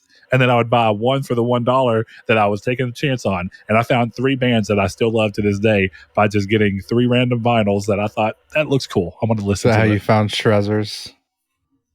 No, I actually found Treasures and then shared them with me. It was good times. So just to throw it out there, I'm not exactly sure what's happening on Saul's side, but it is nearing 8:00 our time, and he does have something he has to do. So if Saul ends up dipping out for the rest of the episode, that is why. I know he has to get ready. I'm assuming that he didn't mean to flick off, so something else might be happening right now. No, he but definitely that said, did that on purpose. I mean, he did, but I'm saying, like, I think that must be that his wife came in, Oh, gotcha. and he's just trying to not have her on camera or on microphone. So with that said, let's go on to the next answer for the community's take. ShafeDog247, another patron, he says, a game is bad in my opinion when it takes longer than, say, 30 to 45 minutes to grasp the control scheme. Also fighting with a camera to view the action I'm involved in or find a specific item, then never quite becomes visible due to poor camera decisions, leaving me wandering aimlessly in a room searching for what I can't see. I could deal with poor graphics or even a lackluster story, but if the gameplay works against me, then I consider it bad. That sounds like a game hurt you, and you're just not naming your abuser. That was like a very targeted set of things. This is Amber Heard's Washington Post. Blondes with a necklace that says Denise and her black canvas shoes. I hate women like that. Like, okay, that's very specifically your wife, sir. I'm sorry. Look, now I need to know. What game are you talking about? Tell us, Richard. You talk about the Order 1886. I wonder. Like, very close. I don't remember there being any camera issues in that game, but I it's weird. I can't even think of a game right now, but I know I've played games where I've been like, this fucking camera will not do what I need it to do. It's probably how the Ghost of Blake felt when he was playing Devil May Cry. Because I'll tell you, dude, Devil May Cry 1 has the absolute worst cameras of probably any game I've ever played. I think that's absolutely the game has got great characters and story, and even the gameplay could be cool, but trying to play a hack and slash with a set camera that looks like it's trying to be a horror game does not work. It just doesn't. That's why DMC2 is the best one, even though that seems to be a rough opinion. I'm a big DMC2 guy. I also am of the opinion that I don't think it's a bad game. I think it's like the cream of the crop for DMC? Not even remotely. I mean, but is it a good game? DMC5 exists, so. DMC5 does exist. DMC3 also exists. The only one that I played and just like didn't love immediately, and I've never gone back to replay it, was 4. I got like an hour or two into 4. I wasn't feeling it. It's funny because the only one I own is 4. Got that on PS3. I think Nero is a cool character, and the sword blade and everything. That's all cool, but there's a bonus DVD in here? What? Look at you. You didn't even know. No, I just bought this version because it has a steelbook, and steelbooks are the best way to buy it. Steelbooks are the best way to buy. I love steelbooks. I've already given the warning that you may have to be bouncing out soon, so we'll keep going through until I didn't even realize. Okay? Yeah, I didn't realize what time it was till I walked out there. I was like, she's like, "Are you gonna get ready?" I'm like, well, nope, not right now. Hey, like 15 minutes. Do you think, man? If you got to bounce, you got to bounce. It'll be okay. We're gonna grab. Yeah, we're going to grab the last. I'm going to grab one more, and this is going to be Josh Farmier. He says, that's a tough one. My friends and I loved Fallout 76 even at launch. Yeah, it was aggravating with the bugs and whatnot, but we still got stuff done and had fun doing it. But overall, bad game, I'll have to go with the most recent thing, and that's Babylon's Fall. A lot of hate given to Babylon's Fall this episode. Sorry, Platinum. He says, and I only played the demo with a friend. The party up system was way too complicated. To join a friend's mission was complicated. It was just all over a convoluted mess. And for games as a service, that is not a good starting point. That's potentially your death knell coming in. So I'll quickly add in Matthew Green's because that's like how quick it is. He says, I've never really considered a game as bad. I play them and might say, no, not for me, but I've never thought they're bad. Which I think plenty of people are going to land on. So very utilitarian. Yeah, I mean, as we've all said, there are games that we've played. Like Chris and I are going to relatively soon, I imagine, embark on Two Worlds 2. And we'll see what comes of it. We might, Chris, my hope is at absolute worst, we end up loving it because it's bad in the same sense that Twilight's bad. Oh, y'all keep saying, you're telling me we're it's close to Twilight. It's my game of the year. I love it. Yeah. I don't know that it is. But I was laughing. Well, I told you with all the glitches that were happening when the game first launched, I thought it was hilarious. So if the game has not really fixed any of that, but we can continue to play through it together, it might be one of the most fun times I've ever had playing a game simply because it's broken. That's worse, or it's just bad, like bad writing and bad delivery, which is totally possible. So we'll really definitely see. You got to play Deadly Premonition. That game is a classic. I've heard that game is like it's utter garbage in the best way. It's incredible. It's the Room of video games, but it's better than the Room. The what of video games? The Room. Oh, I think you said the Rumor. I'm like, what is that? No, the Room. Oh, hi, Mark. Yeah, I get it. Hi. So anyway, that ends up the community's take section. Thank you to everyone who gave your responses. We appreciate them. I think it led to some interesting discussion as well as Chris. I'm glad that you got to come in. As soon as we were talking last time about it, you were like, of course, the episode I can't be on. But speaking of can't being on, I'm not going to put it out there, but is your situation better? Yeah, I'm like 70%, I would say. Okay. That's good. I meant to ask you that before we started recording, and I completely dropped it. But my bad. All right, going into the news for this episode real quick.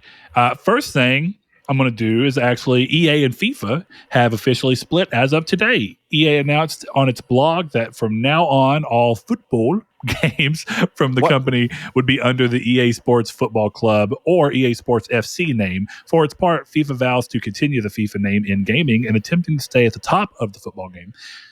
This is going to be really interesting. Yeah. Because as somebody who doesn't really get to see a lot of these things happen because soccer, as it's called in America, is handled so differently. And I like it. I do enjoy it. But because we don't have like the teams or anything around, I tend to not really get involved in like that's my FC or anything like that. I don't get the club mentality of it because we don't have that. And I don't like football to that degree. So I don't pick up on, I assume maybe it's similar to what people feel like in regards to their teams here in America. But with that being said, one of the responses that we got earlier as a response to the news in our Discord was from Mark, one of our patrons, and he was talking about the FIFA being essentially as greedy as EA. So he says, must make for some interesting negotiations over the years. After all, one is a huge money-grubbing bunch of assholes bent on milking the fans for every penny whilst pocketing cash through every conceivable method, and so is the other one. So I don't know much about FIFA, but this is kind of what I was curious about.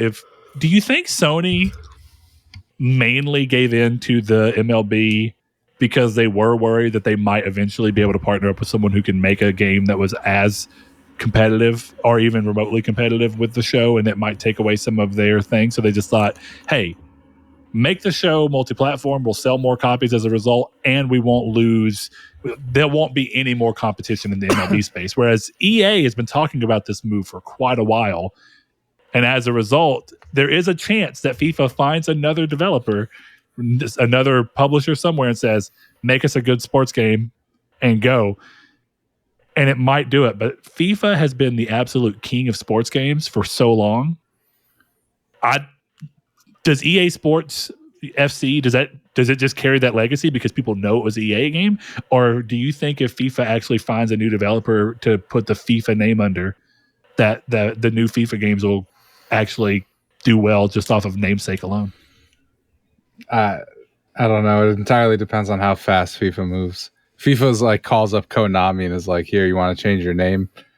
Maybe. It's possible, but I don't have a strong opinion on what's it called. It's not even PES. It's not Pro Evolution Soccer anymore. Club or something dumb like that.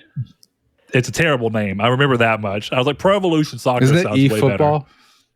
I think you're right. eFootball. It's a bad name. Yeah.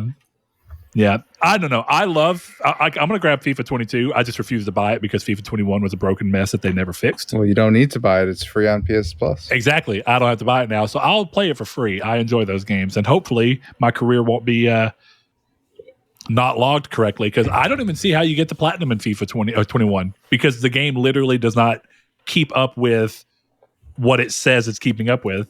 So like, whatever it be. Saul, I doubt you have any opinion on this. But I just want to see Andrew. Just to throw that out there. Fight. We'll do that. I'll tell Andrew, hey, we have FIFA 22. Your weak shit might do a little better this year. Right. Before we break into the news, this is where I'll take my leave. But I forgot. I don't know if they want to remain anonymous because he DM'd me on Discord. But I had somebody ask me what this book was. And it's the H.P. Lovecraft collection. Here, I'll get it real quick. Oh, is it the compendium? Sweet.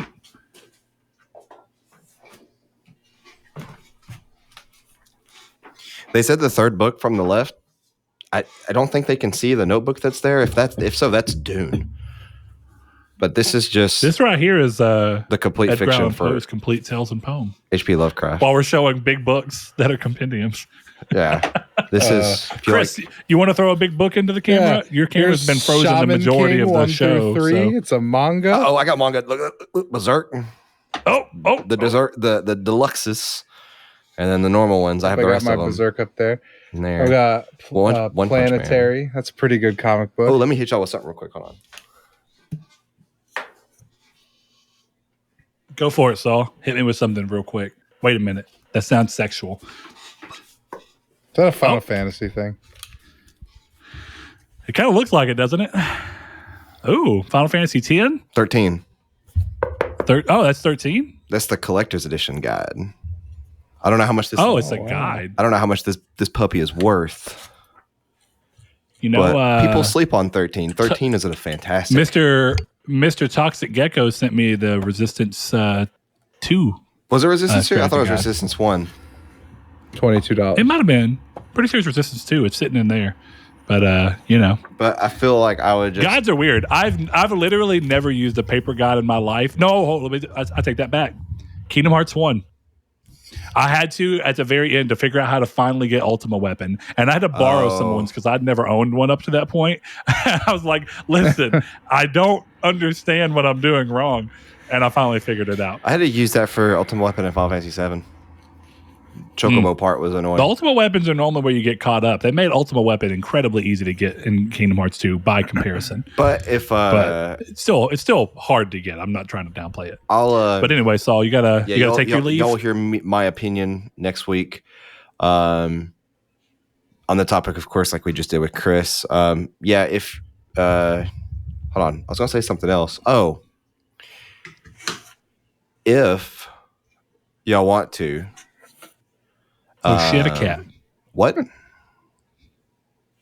Video viewers are getting to see a cute kitten. I just want that to be out there. Oh yeah, wait. Known. Oh, I thought it was mine.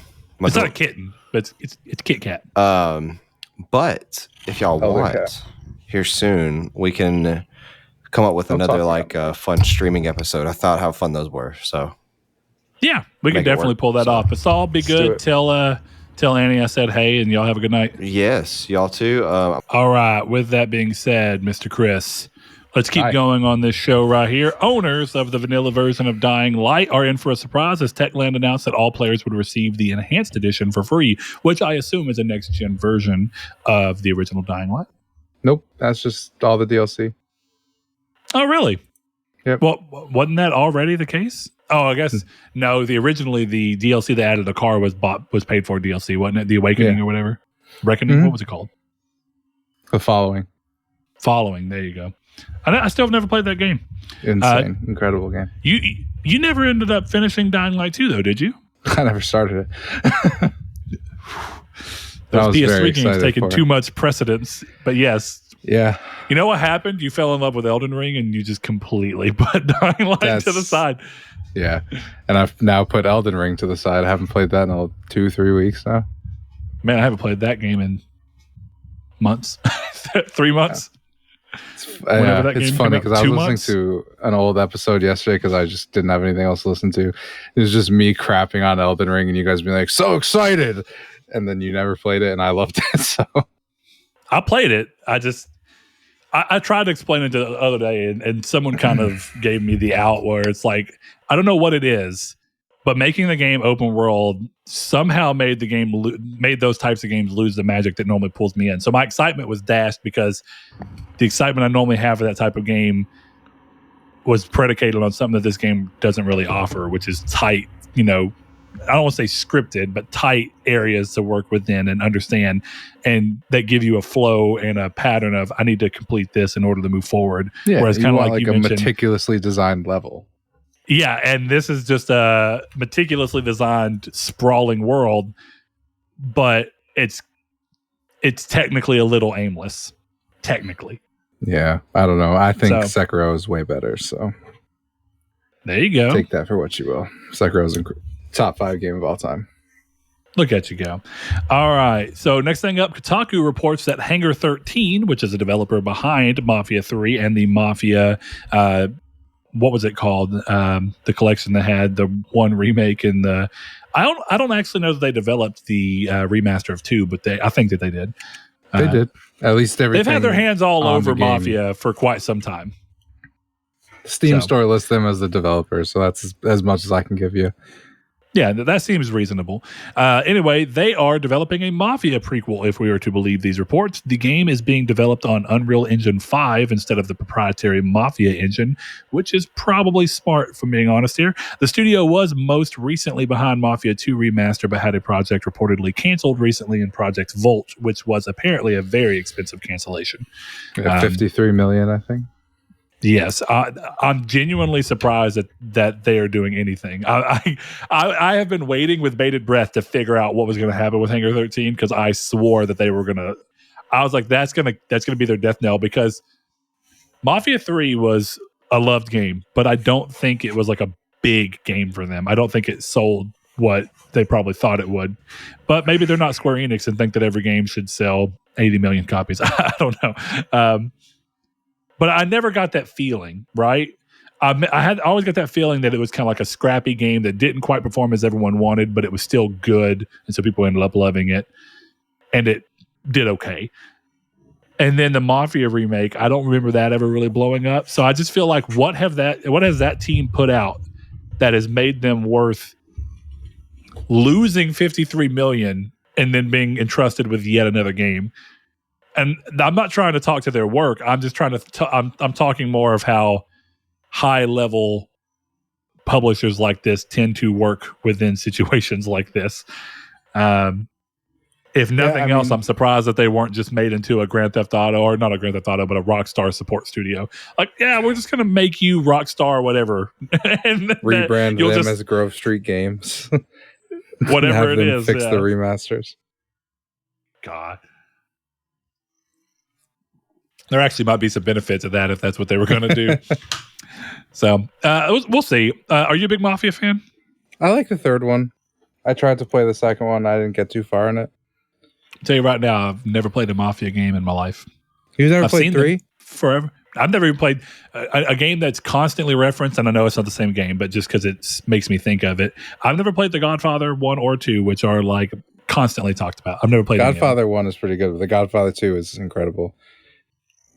You finish Wanted and Wolverine, and I'll send it over to you. Oh, good Lord. Okay.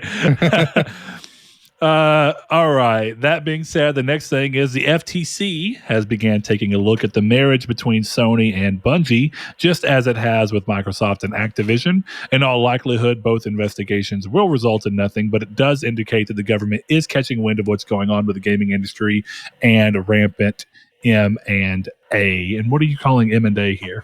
You mean mergers and acquisitions? Okay.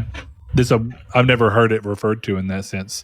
But yes, that does look like they're trying to crack down on consolidation within the gaming industry. But it looks like they're trying to do that across the board with every industry. Yeah. So it's just interesting that gaming is being seriously looked at, which is probably, for gaming as an industry, is probably a nice, like, yeah, we made it because we're getting scrutinized in the same way as every other industry. Yeah. But I will say it is weird, and I know it's technically a different administration kind of pushing for these things. But it does feel weird to tell me that Sony can't buy Bungie. Or, you know what I mean? Like, hey, we have to really look at whether or not Sony can buy Bungie, but you let Disney buy literally everything. You let Disney buy Star Wars and everything related to Lucas. You let them buy Fox in its entirety. And now you're telling me, well, hey, Sony can't be buying no Bungie. Yeah, right. I don't know. It just feels weird. I don't think that either of these deals are going to be stopped. To me, this kind of feels like the government being like, yeah, I guess we could pay you to look at this. You know, I feel like they're just going to look at these things and let them go. Well, in trying to really look at the way they were talking about it, there was some talk from them about Sony's statement and Bungie's statement at the same time of the fact that Bungie's games would not be made exclusive.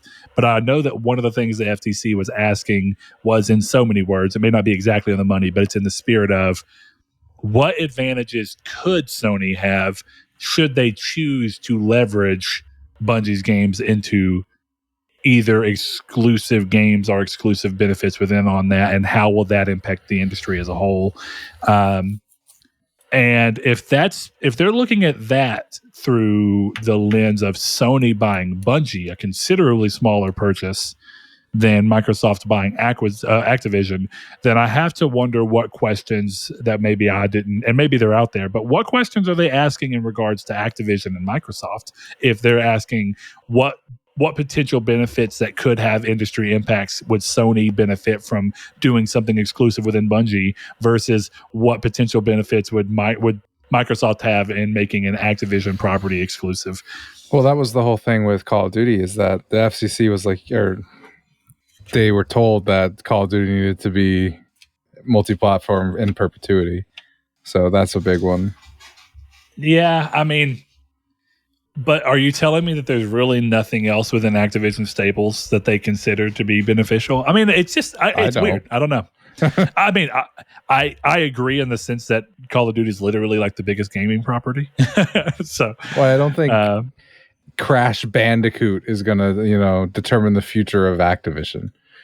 Sure. Yeah, but we'll see what ends up coming. The part of the issue is that Activision has literally just become a vehicle for Call of Duty at this point. Like, when's the last time that Activision put out a game that wasn't Call of Duty in the last 2 years, or even talked about it? 2 years. I heard you after. All right, I jumped the gun. Yeah, well, that, because I give Crash, and Crash 4 is a great game. Also, I saw you downloaded and installed Crash 4. I did. Great game. Yeah. Incredible game. But yeah, it's just weird. It seems like everything that Activision was doing to diversify from Call of Duty, they completely dropped and said, yeah, we're just going to Call of Duty it up. Even though the time they made that decision, the next game that they put out like significantly underperformed for a Call of Duty game. Yeah. But that's the life of this. So we'll see what ends up happening in that. But I almost wonder if this will slow acquisition down in terms of people looking at things. If they'll be like, what are the chances that the FCC will bother us enough to where is it worth the time and effort to put into what it is? But I don't really understand in a deep level the acquisition side of industry, so I don't want to pretend to. So we'll just let things happen, and we'll see if there's any real impact in the long run, or My if this opinion is is just a just slowdown. that the only people who have to be wary is Microsoft. I think they're kind of doing it to Sony because they're doing it to Microsoft. It seems kind of like fair. If you're checking one purchase, check the other ones. But it's part of why I don't think. I think it's more likely that WB gets split off rather than sold as one unit, because I just think it's easier to sneak through. I think that might be the most. That might be the biggest piece of potential evidence, or whatever you want to call it, postulation towards your theory that WB is parceled out. I still stand by currently. I think that WB want to sell it as a single thing just so they can get out of it quicker and easier, and probably for, really quicker and easier, because they probably stand to make more money by piecemealing it out, but it's more deals and longer time and slower income. I think that they want one deal that gets them the lump sum that they want all at once, and they're out from under it. They don't have to worry about it. I just think it's so much more valuable. But we'll see. To put in there, because it's one of the things I was thinking with the Square Enix deal, which I didn't get to talk too much about, is that I think that $300 million looks really low, but there's a good chance that, like, let's say the rumor that they're trimming themselves for purchase is true, and Sony was just like, we don't care about these studios, we're not going to pay for them, right? We'll take them, but we're not going to, that's not going to change our price. So then Square Enix is just like, well, we can get 300 million right now for this stuff. Here you go.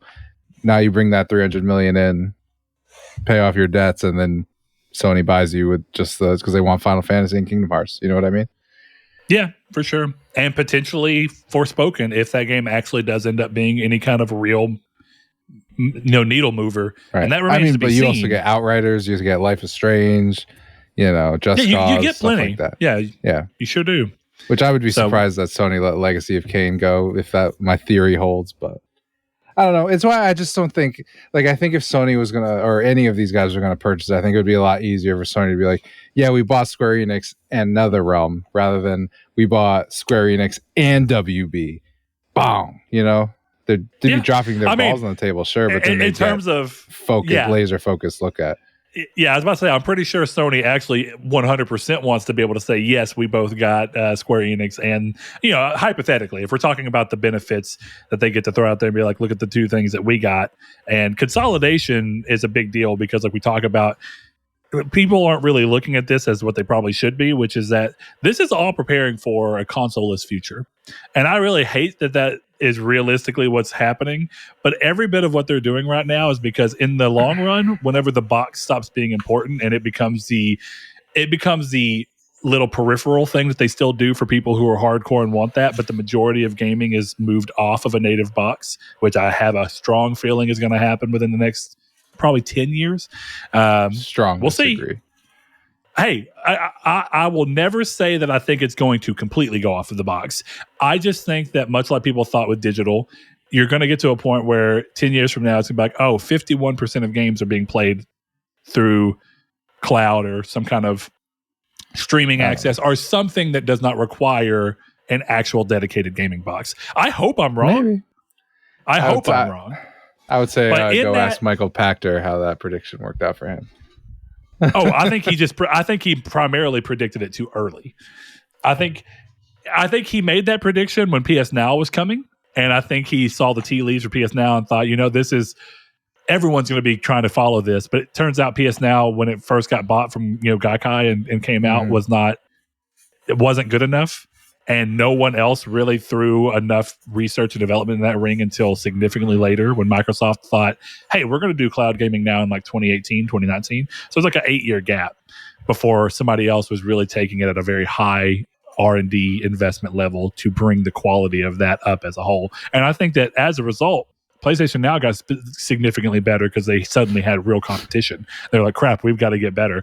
I'm actually super surprised I was able to platinum and play the entirety of Infamous 2 twice, essentially, completely streamed and had zero issues. It's made me a quiet believer in the fact that it wouldn't be the worst future, but it's still not my ideal future. You know what I mean? Yeah. I don't think consoles ever go away because I think the games are too big. Again, hey, not go away. But I think that you're going to eventually see where more and more people are playing, and that's the future that they're going off of.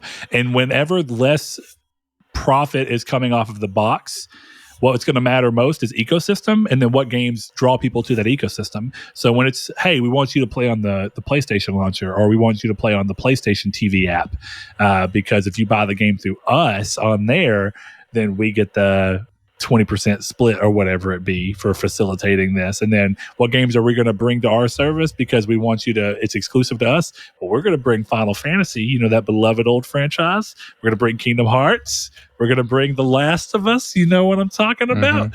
And that's what is going to be the thing. And Xbox is doing the same thing. Hey, come on over to us. We've got that Call of Duty, which apparently they don't have it exclusively. But point being, I think it would be really interesting for Sony. As much as I've been against Sony buying Square on this show, I do think it would be super interesting because you go into buying a console, right? And you're like, do I want the home of JRPGs or do I want the home of WRPGs? And that's like very much what you're deciding at that point. It's not wrong. Xbox would own WRPGs. Sony would own J. It would be kind of crazy that's that. Now here's Sony's ace in the hole to fix that, right? Buy Square, buy CD Projekt Red. Yeah. And then hear me out. Then CD Projekt Red gets to make Days Gone 2. I would be so. I want to say I would be happy, but then again, we played Cyberpunk. I would be cautiously optimistic, as I like to say. Imagine that though. One day we got this news article that no one thinks about where it's like, yeah, Jeff Garvin has joined CD Projekt Red. And then you hear all these rumors like they're like working on this motorcycle game. We don't understand. And then they went to Sony and they're like, we're making Days Gone 2 literally right now. Why don't you just buy us? That would be the funniest. Like, we're completely talking out of our ass, but that would be a hilarious move if CD Projekt Red was like, listen, they told Sony, we want Days Gone. Can we buy it from you? Sony said no. So they go, next best thing, John Garvin. We want you. What's the other dude's name? I can't think of that game. Yeah, Jeff Ross. Jeff Ross, John Garvin. We want you guys. They buy them. It's like, listen, essentially make Days Gone 2 in terms of design aspect and everything. Right now we'll work with placeholder characters and we're going to present the game. We're going to tell Sony, listen, we're making Days Gone essentially with or without you. Now you can either be official here, buy us up, and then let us slap the Days Gone 2 name on it, or we'll just put out a game that's called like Months Past. Well, sadly, Jeff Ross works for Embracer Group now, so he does work for Embracer Group right now, but coming to pass. He works for Crystal Dynamics. Was he Crystal? For some reason, I thought he was at NetherRealm. Did he move Crystal. again? No, Crystal Dynamics. He never was at NetherRealm. Now you got me questioning everything. Why did I feel like he mentioned that he was... I didn't know he was at High Moon Studios as well. Look at that guy go. You're not joking. 100% at Crystal Dynamics. Weird. I do know my stuff. Okay. I just don't know where that came from. Was there another high-profile developer that left a studio and then went and worked at probably at NetherRealm? I don't know. I said it on Discord. I still think the WB thing, the perfect result is Sony with NetherRealm, Microsoft with Rocksteady, and I wasn't wrong, homie. He was a design manager for NetherRealm from December 2020 to June 2021. Okay. Yeah. Still works both for Crystal Dynamics. He does. That's where he's at now. But yeah, Sony with NetherRealm, Microsoft with Rocksteady, and Nintendo with Traveler's Tales. That's what I would like to see. Nintendo Traveler's Tales actually makes a ton of sense, but we'll see what ends up happening there. Lego Super Mario World 2. They're selling the licenses. Yeah, they are. I'm also curious, are they really selling the license, or are they essentially saying, if you buy them, we'll create an indefinite license where you have access to these licenses, but we still make royalties? Well, I don't with Traveler's Tales specifically, it doesn't matter because they're losing the Lego license. But I mean, WB's not going to sell Batman So like you have to figure That's out what a I'm saying. licensing thing with them. But it wouldn't It's like, hey, surprise me if you can make whatever Batman game in perpetuity. You have that Yeah. right. You essentially can do it, but you just have an extended open license from us. We still make all the royalties that would come from us Yeah. being the licensee of the game. If I was Or of the Microsoft, series. I would be like, we're buying Rocksteady, we'll buy the Gotham Knights team, and hey, guess what? We're the exclusive home of DC. And then Sony's like, we're the exclusive home of Marvel, and then take your pick. This is just going to become that Sega does what Nintendo don't. This is just going to get all to that level. I'm fine with it. I love it. I want to see, some more DC games coming out of that. That'd be fun. We'll see. Well, speaking of Gotham Knights, WB Montreal dropped a new Gotham Knights gameplay trailer Tuesday, showed off gameplay of Red Hood and Nightwing. It also brought the welcome news that the PS4 and Xbox One versions, welcome to some, unwelcome to others, of the game are canceled so the studio can focus on creating the best game possible for current gen consoles. A lot of people wondered if we would make it through 2022 with the majority of games still being cross-gen, and it looks like our answer is here.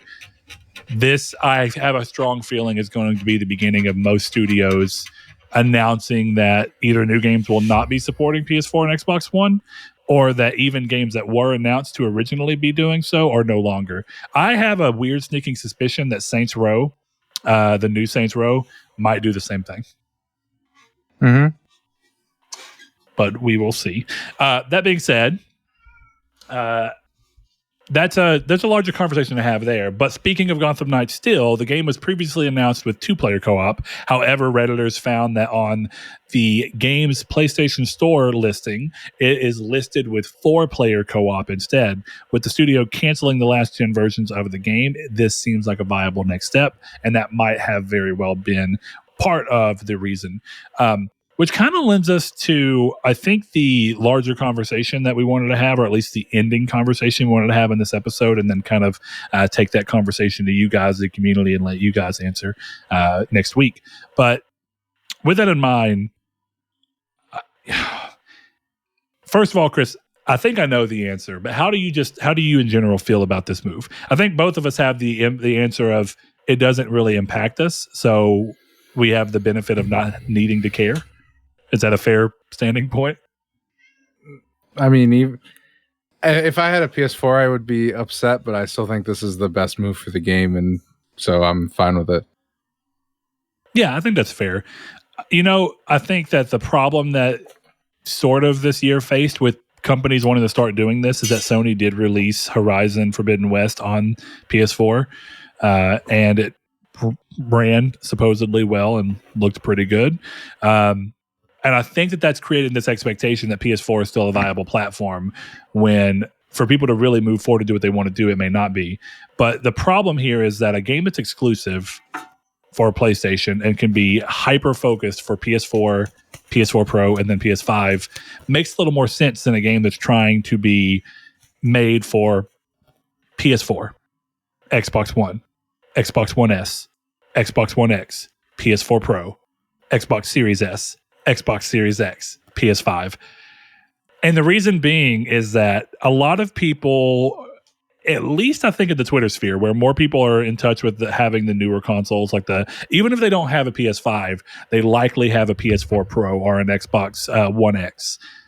And I think it's really easy to get to this point where you look at the PS4 Pro and the One X and you think these are still pretty capable machines, and they are.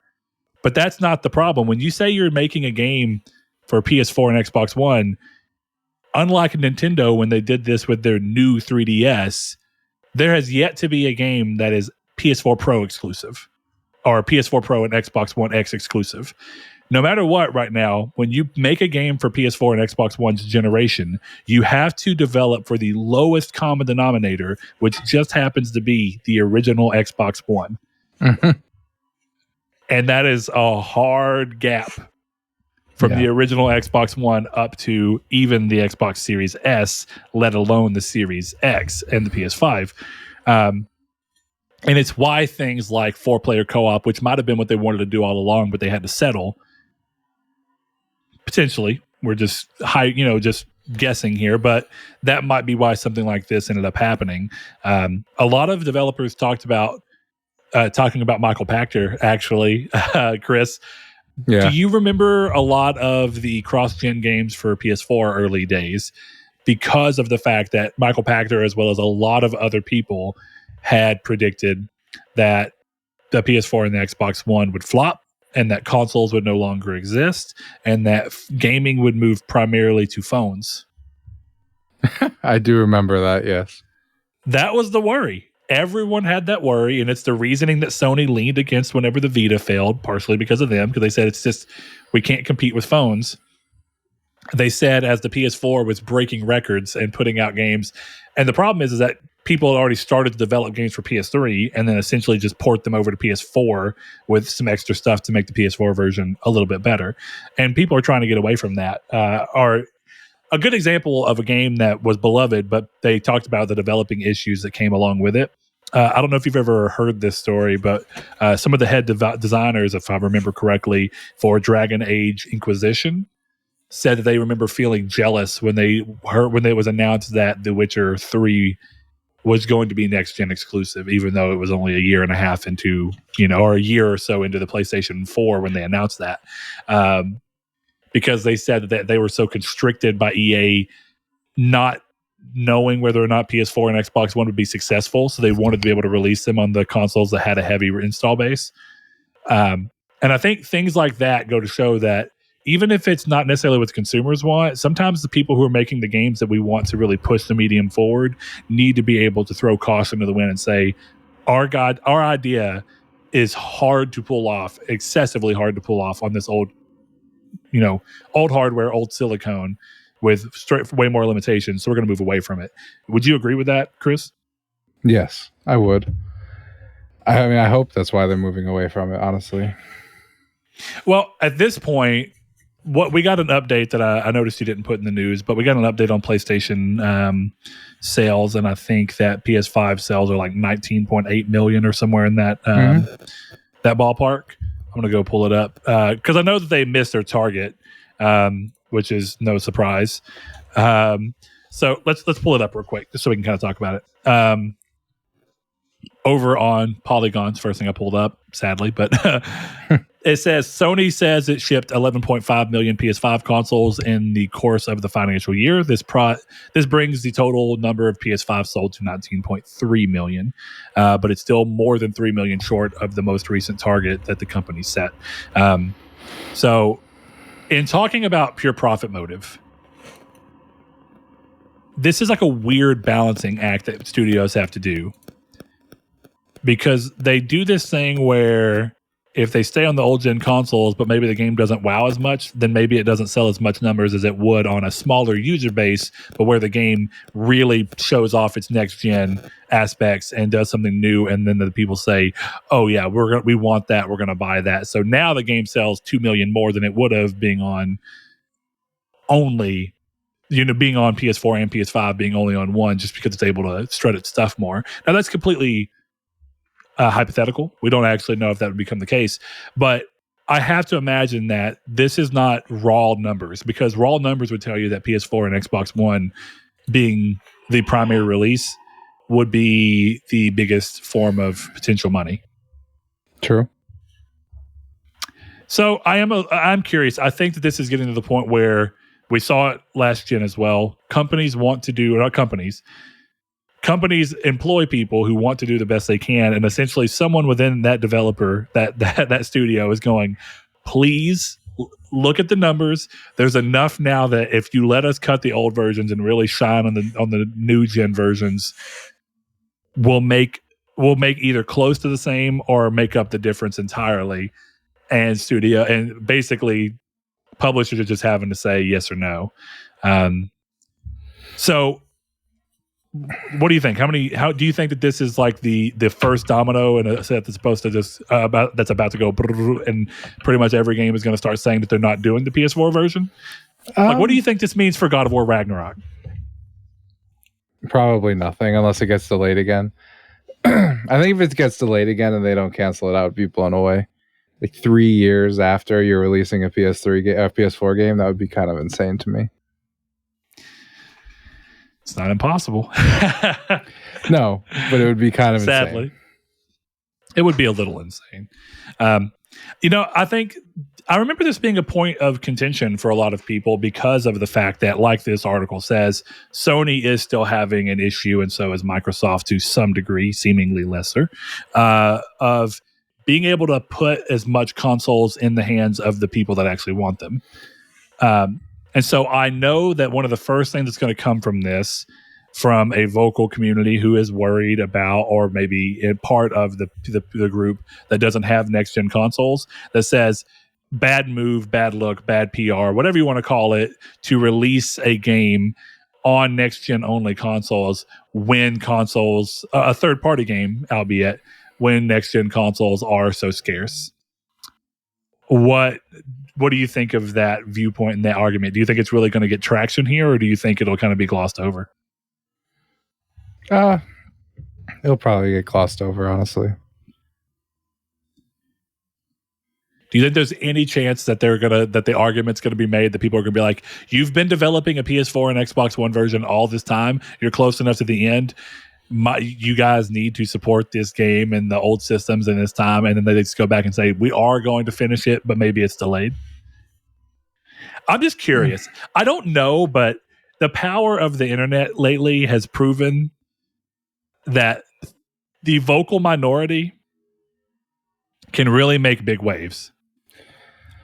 Yeah, I don't know. I just think that it depends. Like, if Sony's like, listen, we have to delay God of War, and the PS4 version is the reason it held us back, so we're not making it right now.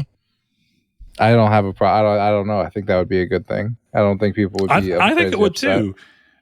But so I think like, listen, we have to delay for 3 months, but if we kept working on these, it would be another year. So we're canceling them. I don't know. I think people would be fine with that. I'd be curious. I think to some degree people would, but at the same time, I think that me and you can come to that conclusion a lot quicker and a lot easier because we are part of the class of people with next gen consoles. True.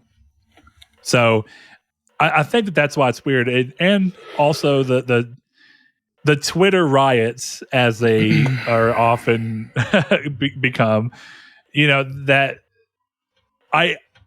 It's weird because sometimes I think they end up in good moves, and I'm not even saying that if they kept this game on last gen that it wouldn't ultimately be a better thing.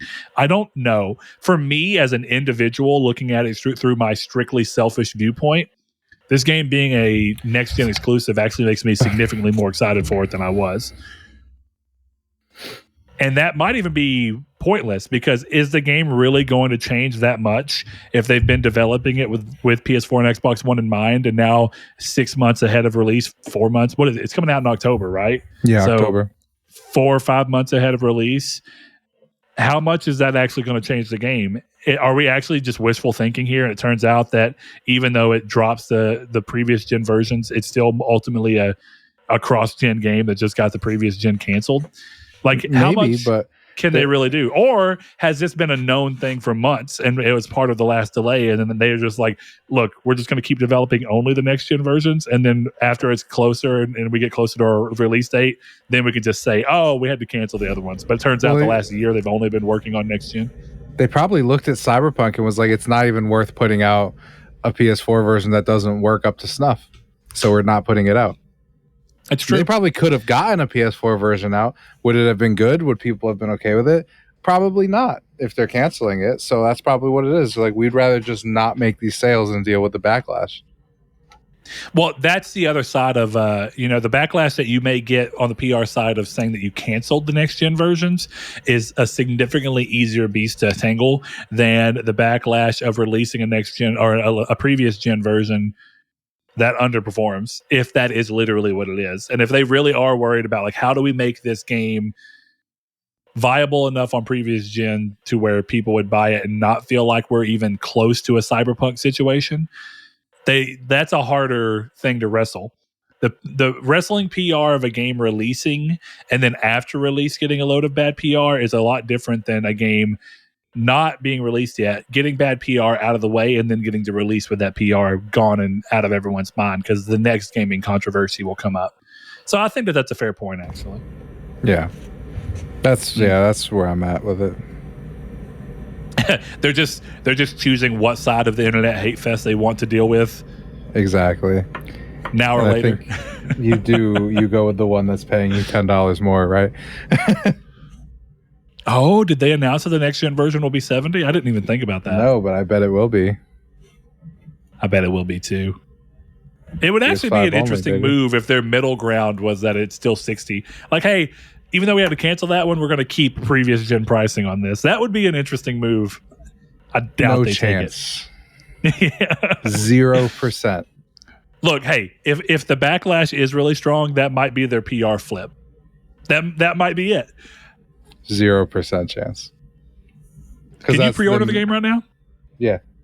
Oh, yeah, maybe. I'll find out. I'll look on my phone. Yeah, I'm about to say, if you can, look it up and let's see what the price shows. Because if it's showing a price and you can pre-order it, then I think can't there's pre-order it on you can on you the, can. on You the can. yeah, $69.99. $69.99. Right. Yep.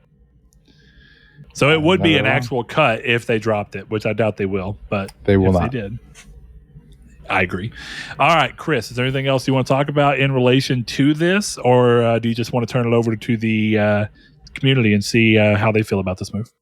Yeah, I'm going to turn it over to the community. The community. All right, community. Let us know how you feel about cross-gen games.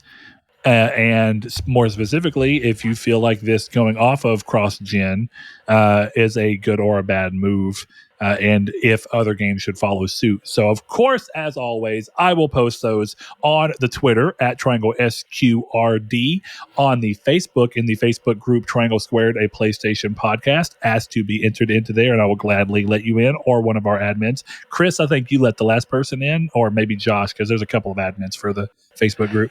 I am not an admin of our Facebook group. I swear I made you one.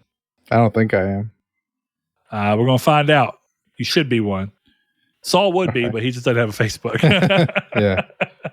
Or you can find us, as we always talk about, on the Discord and join the day-to-day chat, as so many of the other listeners do. And that is always linked down in the description below. We will put that out next Monday, maybe Sunday. I'm still trying to figure out exactly when I want to drop the community's take to give the most people the chance to respond to it without it getting buried by the time that we go to pull it. So if you have any thoughts on that, let me know.